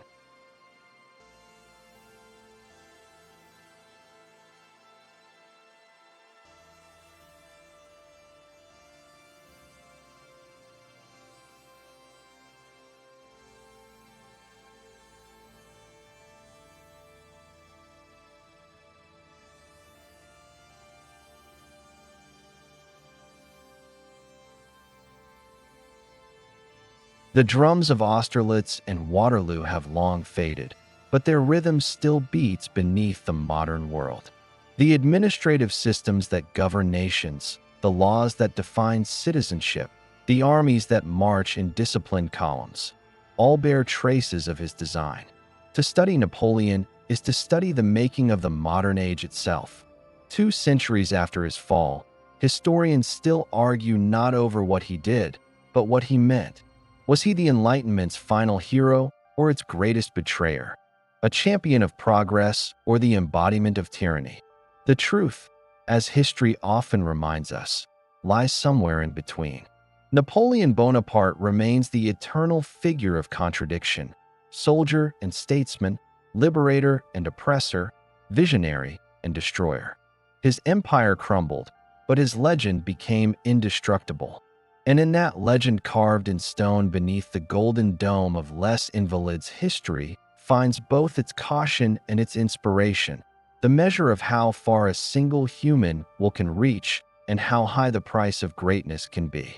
On a cold July morning in 1815, the man who had once commanded 500,000 soldiers stood alone on the deck of a British warship.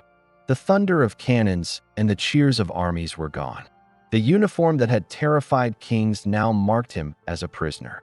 Napoleon Bonaparte, the Emperor of the French, had surrendered to his greatest enemy, the British. His empire lay in ruins. His allies had deserted him. His soldiers were scattered or dead. Europe had finally subdued the man who had dominated it for nearly 2 decades. But even in defeat, his story was not yet finished. After Waterloo, Napoleon fled to Rochefort on the French coast, hoping to escape to America. He planned to live quietly, perhaps on a small estate, far from the intrigues of Europe. But the British Navy patrolled every route. Cornered, he made a fateful decision. On July 15, 1815, he boarded HMS Bellerophon and placed himself under British protection, declaring, "I come, like Themistocles, to throw myself upon the hospitality of the British people." Yet Britain did not see him as a guest. They saw him as a danger. Twice before, Europe had believed him finished, and twice he had returned. There would not be a third. The British government decided to send him as far from Europe as possible, to a lonely speck of volcanic rock in the South Atlantic, 1,200 miles from the nearest continent. Its name was Saint Helena. Barely 10 miles long, windswept, and surrounded by cliffs, it was the perfect prison. There would be no escape, no allies, no armies, only exile and memory. On October 15, 1815, Napoleon arrived on the island aboard the Northumberland. The journey had taken over 2 months. When he set foot on the barren shore, the Emperor of Europe became the prisoner of Britain. St. Helena was no paradise. The climate was harsh, the isolation absolute. The British governor, Sir Hudson Lowe, was a man of rigid discipline and little sympathy, determined to prevent even the possibility of escape. He imposed constant surveillance. Sentries guarded the roads, ships patrolled the coasts, and Napoleon's correspondence was censored. Lowe's orders were clear: no indulgence, no risk. The emperor would die on the island if necessary, but he would never return to Europe. Napoleon was confined to Longwood House, a damp and drafty estate on a high plateau. The wind howled through its thin walls. Rain leaked through the roof. The air carried the salt of the ocean. He furnished the rooms with what little he could: books, a few pieces of furniture, and portraits of his family. His small household included loyal companions who had followed him into exile: Generals Bertrand, Montholon, and Gourgaud, the valet marchand, and a handful of servants. Together, they tried to recreate a fragment of the imperial court, with dinners, readings, and long discussions of politics and history. But time moved slowly, and the silence of the island was heavy. To his followers, Napoleon appeared calm, almost regal in defeat. He dressed in his familiar green uniform of the chasseurs of the guard, maintained a routine, and spoke of his past as if recounting a campaign. Yet beneath the composure, isolation gnawed at him. The man who had once commanded nations now lived surrounded by empty horizons. He spent hours walking in the garden, gazing at the sea, or dictating his memoirs, determined to control how history would remember him. Those memoirs became his final campaign. Deprived of armies, Napoleon wielded words as weapons. With the help of his companions, he dictated endless reflections on his life, his victories, and his philosophy. He portrayed himself as a child of the revolution, not its destroyer, but its heir. In his telling, he had carried liberty and equality across Europe, replacing feudalism with modern law. Waterloo was not a defeat of Napoleon, but of progress. Saint Helena, he claimed, was not a prison, but a throne of exile from which he would judge his enemies and shape posterity's verdict. The world beyond his island still followed his every move. Newspapers across Europe printed rumors and reports about his condition. Some pitied him, others feared him even in captivity. Romantic poets in Britain and France turned him into a symbol of ambition, tragedy, and the fleeting nature of glory. For the generation that had grown up under his wars, Napoleon became a myth, half man and half meteor, whose fall seemed to darken the sky of history itself. Life on St. Helena settled into monotony. Napoleon rose late, dictated for hours, then dined with his companions. He enjoyed long discussions on history, particularly about Alexander the Great and Julius Caesar, men whose conquests had also ended in exile or death. Sometimes he played chess, sometimes he read English newspapers. He took brief rides on horseback, but as his health declined, these became rarer. He suffered from stomach pains, which grew worse each year. The doctors debated the cause. Some blamed the damp climate, others suspected ulcers or worse. Relations with Governor Low deteriorated further. Napoleon accused him of cruelty and petty harassment, while Low saw the emperor as manipulative and defiant. Every restriction, every argument, every inspection deepened their mutual hatred. The British, anxious about criticism, replaced some guards and adjusted conditions, but they never relaxed surveillance. For Napoleon, the sense of imprisonment was total: physical, emotional, and psychological. By 1820, his health had worsened dramatically. He grew weaker, his appetite faded, and his once commanding voice became hoarse. His hair fell, his face grew pale, and his once brilliant eyes dimmed. He spent long hours in bed, dictating fragments of his thoughts to his companions. He spoke often of France, of his son, the Duke of Reichstadt, and of the soldiers who had followed him through fire. France, he murmured once, the army, Josephine. They were the ghosts that lingered in his mind until the end. On May 5, 1821, at 5:49 in the evening, Napoleon Bonaparte died at Longwood House. He was 51 years old. The official cause was recorded as stomach cancer, though debate continues to this day. His final words, as remembered by his companions, were simple: France, army, head of the army, Josephine. Outside, the wind swept over the island as if carrying the last breath of the empire itself.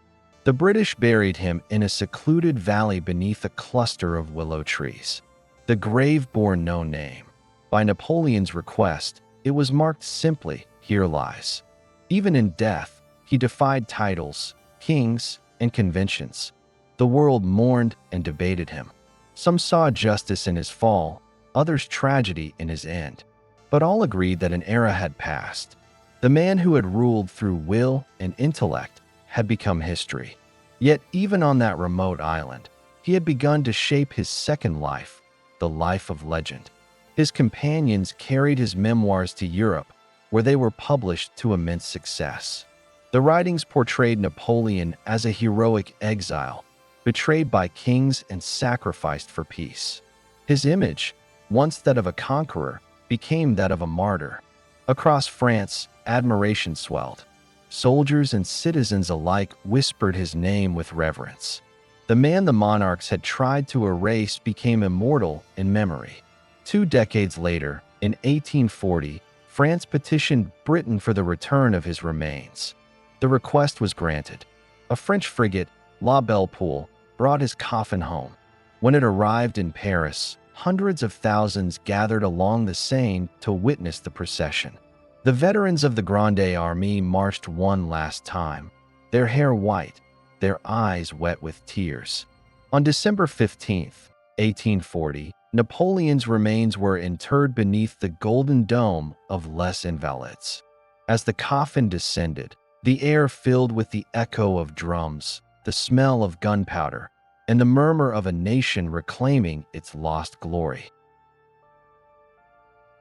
Napoleon had once said, "My true glory is not in the 40 battles I won. What nothing can destroy is my civil code." Yet perhaps his greater glory was this, that even in defeat, his name commanded history's attention. The monarchs who exiled him faded into obscurity. The maps they drew were redrawn again and again. But Napoleon remained, in marble, in memory, in myth. Saint Helena could imprison his body, but not his idea. That idea of merit over birth, of law over privilege, of destiny carved by will, survived empires, wars, and centuries. And so though the island wind still whispers over his empty grave, the name of Napoleon Bonaparte continues to echo across time as both a warning and a wonder, the measure of human greatness and the shadow it leaves behind. When the cannons fell silent in 1815, Europe stood amidst ruins, not only of armies and empires, but of centuries-old certainties. The Napoleonic Wars had consumed a generation. More than 5 million lives were lost, cities burned, dynasties toppled, and the map of Europe was redrawn again and again. Yet from the ashes of those years emerged a transformed world, one that bore the unmistakable imprint of the man who had once dreamed of commanding it. The legacy of Napoleon Bonaparte was not written in conquest alone. It was woven into the laws, institutions, and ideas that would shape the modern age. In the immediate aftermath of his fall, the victors gathered to restore what they believed had been lost. Between September 1814 and June 1815, representatives of the great powers convened in Vienna to reorder Europe. The Congress of Vienna was the largest diplomatic gathering in history up to that point. Emperors, kings, and ministers met in glittering halls to decide the fate of nations. Austria's Prince Clemens von Metternich presided as the guardian of conservative order. His goal was clear: to roll back the revolution, to erase Napoleon's changes, and to restore the balance of power that had existed before 1789. The Congress redrew the map of Europe with meticulous care. France was reduced to its 1792 borders. The German states were reassembled into the German Confederation under Austrian influence. The Netherlands and Belgium were united into a single kingdom to counterbalance France. Italy was returned to its patchwork of monarchies and duchies. Poland was divided once more, largely absorbed by Russia. Britain retained its naval supremacy, securing colonies from Ceylon to the Cape. On paper, it seemed as though the old Europe had been restored. Monarchs returned to their thrones, the nobility reclaimed their estates, and Metternich proclaimed a new age of stability, the concert of Europe. But the Congress could not restore the world that had died. The Revolution and the Napoleonic era had ignited forces too powerful to contain. The old order returned with crowns and titles, but beneath the surface, society had changed forever. Napoleon's reforms, his laws, institutions, and ideas had penetrated the very fabric of Europe. Even his enemies adopted them. Foremost among these was the Napoleonic Code, enacted in 1804. It replaced a maze of feudal and regional laws with a single, coherent system rooted in rational principles: equality before the law, protection of property, secular authority, and the end of hereditary privilege. Under the Code, a man was judged not by birth but by merit, a principle revolutionary in its simplicity. When Napoleon's armies conquered territories, they carried this code with them to Italy, Germany, Poland, and beyond. Even after his fall, the code endured. It became the legal foundation for much of continental Europe and influenced civil law in Latin America, the Middle East, and even parts of Asia. Today, its spirit still governs legal systems in over 70 countries, a silent monument to the emperor who once dreamed of unifying Europe through law rather than conquest. Equally enduring were his administrative reforms. Napoleon's centralization of government, the creation of efficient bureaucracy, the reorganization of education, and the founding of the Bank of France all laid the groundwork for the modern state. Prefects, appointed by the central government, ensured uniform administration across the nation, a model later copied by other European powers. His education system, emphasizing merit and discipline, produced generations of officials, engineers, and officers who would carry forward the rational, technocratic spirit of his age. Yet Napoleon's legacy was not limited to institutions. It was also ideological. He was both the heir of the revolution and its executioner, spreading its ideals even as he crowned himself emperor. Across Europe, the seeds of nationalism began to sprout where his armies had marched. In Germany, Italy, and Poland, the occupation by foreign troops awakened a new sense of identity. People who had been divided by language and feudal borders began to imagine themselves as nations. Ironically, the man who sought to build an empire inadvertently gave birth to the forces that would later dismantle it. The revolutions of 1848, the springtime of nations, bore traces of his influence. The cry for constitutional government, national unity, and civil rights echoed the promises once made by France's revolutionaries and spread by Napoleon's soldiers. Even those who opposed his dictatorship could not deny the power of his example. That one man's vision, unbounded by birth or station, could reshape history through sheer will. Across the Atlantic, his shadow reached the Americas as well. In Latin America, revolutionaries like Simón Bolívar admired Napoleon's career and studied his campaigns. They saw in him proof that monarchy could be challenged and that nations could be remade. Bolívar, in particular, drew inspiration from the idea of unifying liberated territories under a strong central authority, a vision not unlike Napoleon's dream of continental unity. Thus, in distant lands, the echo of the French drums reverberated long after the empire itself had fallen. In France, the memory of Napoleon became almost a civil religion. The Bourbon kings who returned after 1815 ruled uneasily, aware that the emperor's legend loomed larger than their own authority. Veterans of the Grande Armée, the old soldiers who had marched under his eagles, kept his memory alive in songs, medals, and quiet gatherings. They told stories of Austerlitz, of Jena, of Moscow, and of the indomitable will of the man they called the emperor. To them, he was not merely a ruler but a symbol of French greatness, a man who had raised their nation to glory and whose fall marked the loss of that dream. When Louis Napoleon Bonaparte, the emperor's nephew, rose to power in 1848 and proclaimed himself Napoleon III, it was a testament to the power of that memory. The name itself was enough to resurrect the empire. For decades after his death, Napoleon's myth grew. In art, in literature, and in politics. Painters depicted him as a romantic hero, standing solitary on windswept plains or gazing over battlefields with tragic grandeur. Writers from Victor Hugo to Lord Byron turned him into the embodiment of human ambition, brilliant, flawed, doomed. To some, he was a savior of liberty. To others, the destroyer of Europe. But all agreed that he was extraordinary. Outside France, his legacy remained equally complex. In Britain, the country that had defeated him, he came to be respected as a worthy adversary, the only man who had truly challenged British power. In Russia and Prussia, his wars spurred military reforms that later made those nations dominant in the 19th century. Even in defeat, Napoleon had forced Europe to modernize. Yet his legacy was also one of contradiction. He was a child of the Enlightenment who censored the press and crowned himself emperor. He abolished feudalism but reinstated slavery in the French colonies.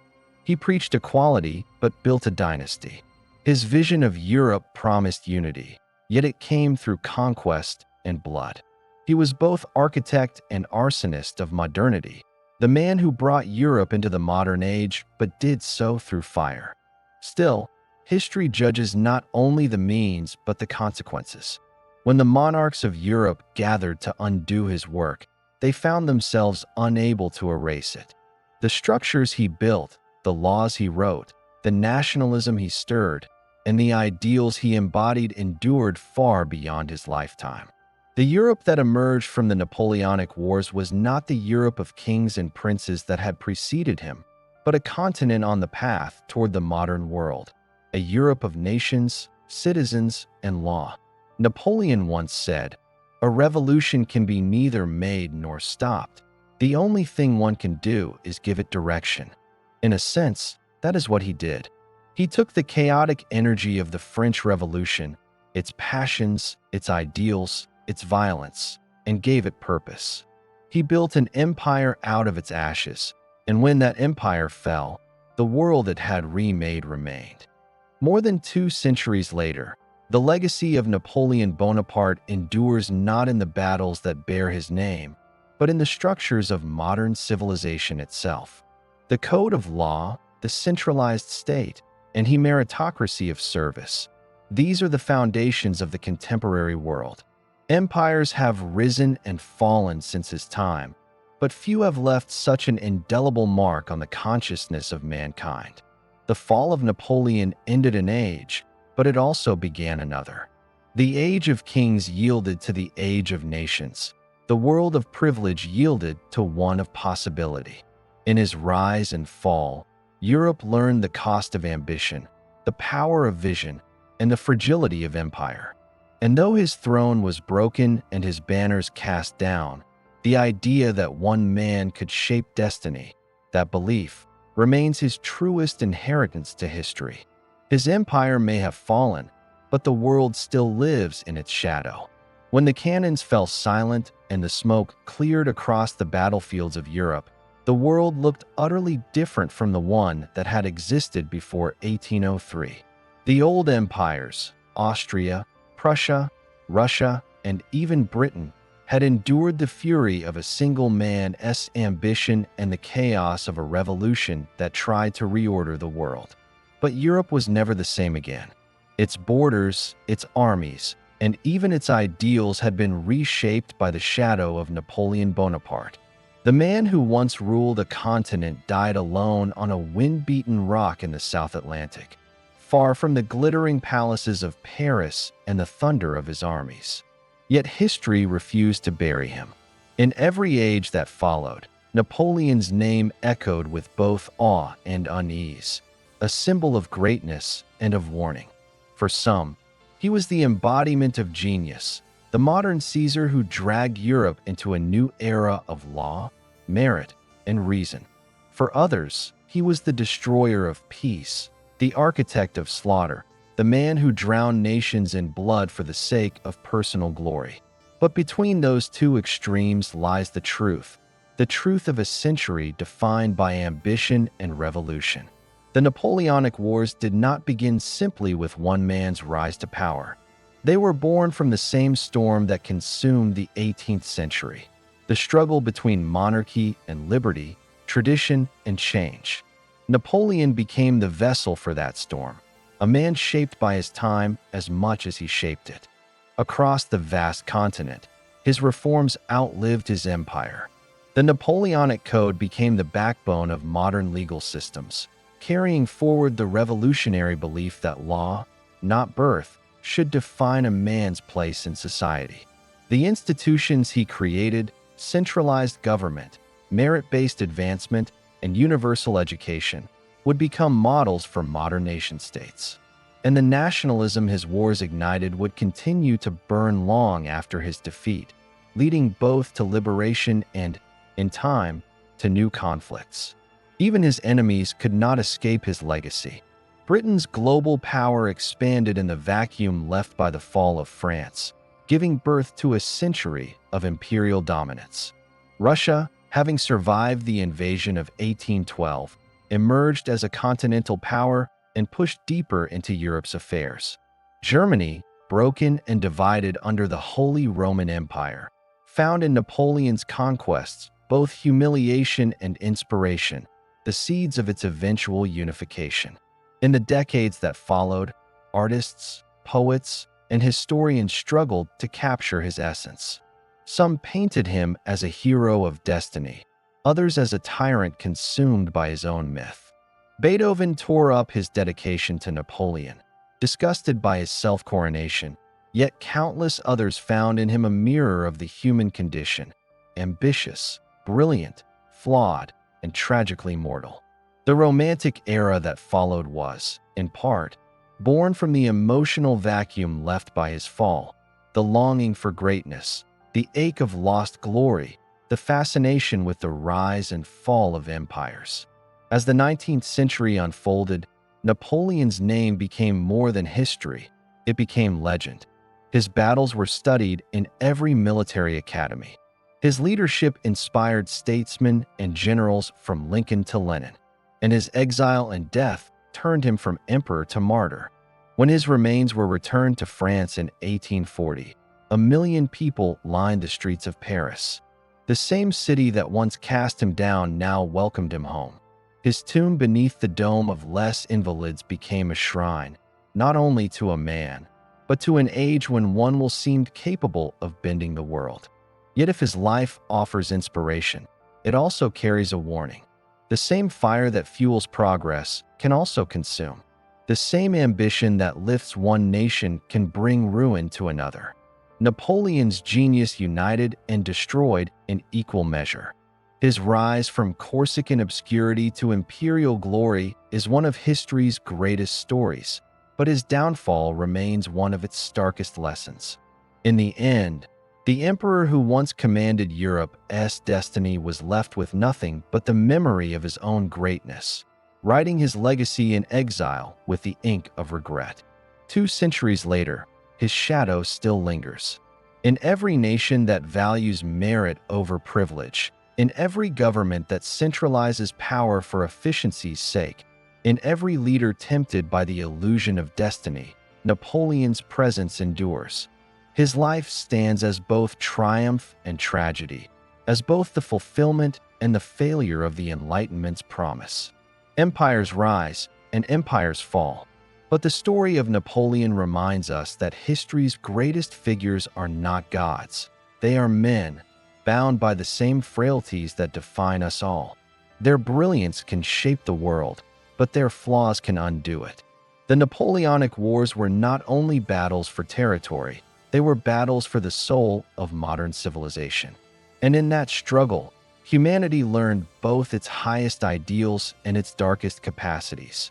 As the waves continue to crash against the rocks of Saint Helena, one can imagine the ghost of an emperor staring toward a horizon that never ends, perhaps still dreaming of France of conquest, of the endless march of destiny. His empire is gone, his armies dust, his world a memory. But his story, like the tide, will never stop returning. For as long as humanity dreams of greatness, the name Napoleon will never truly fade.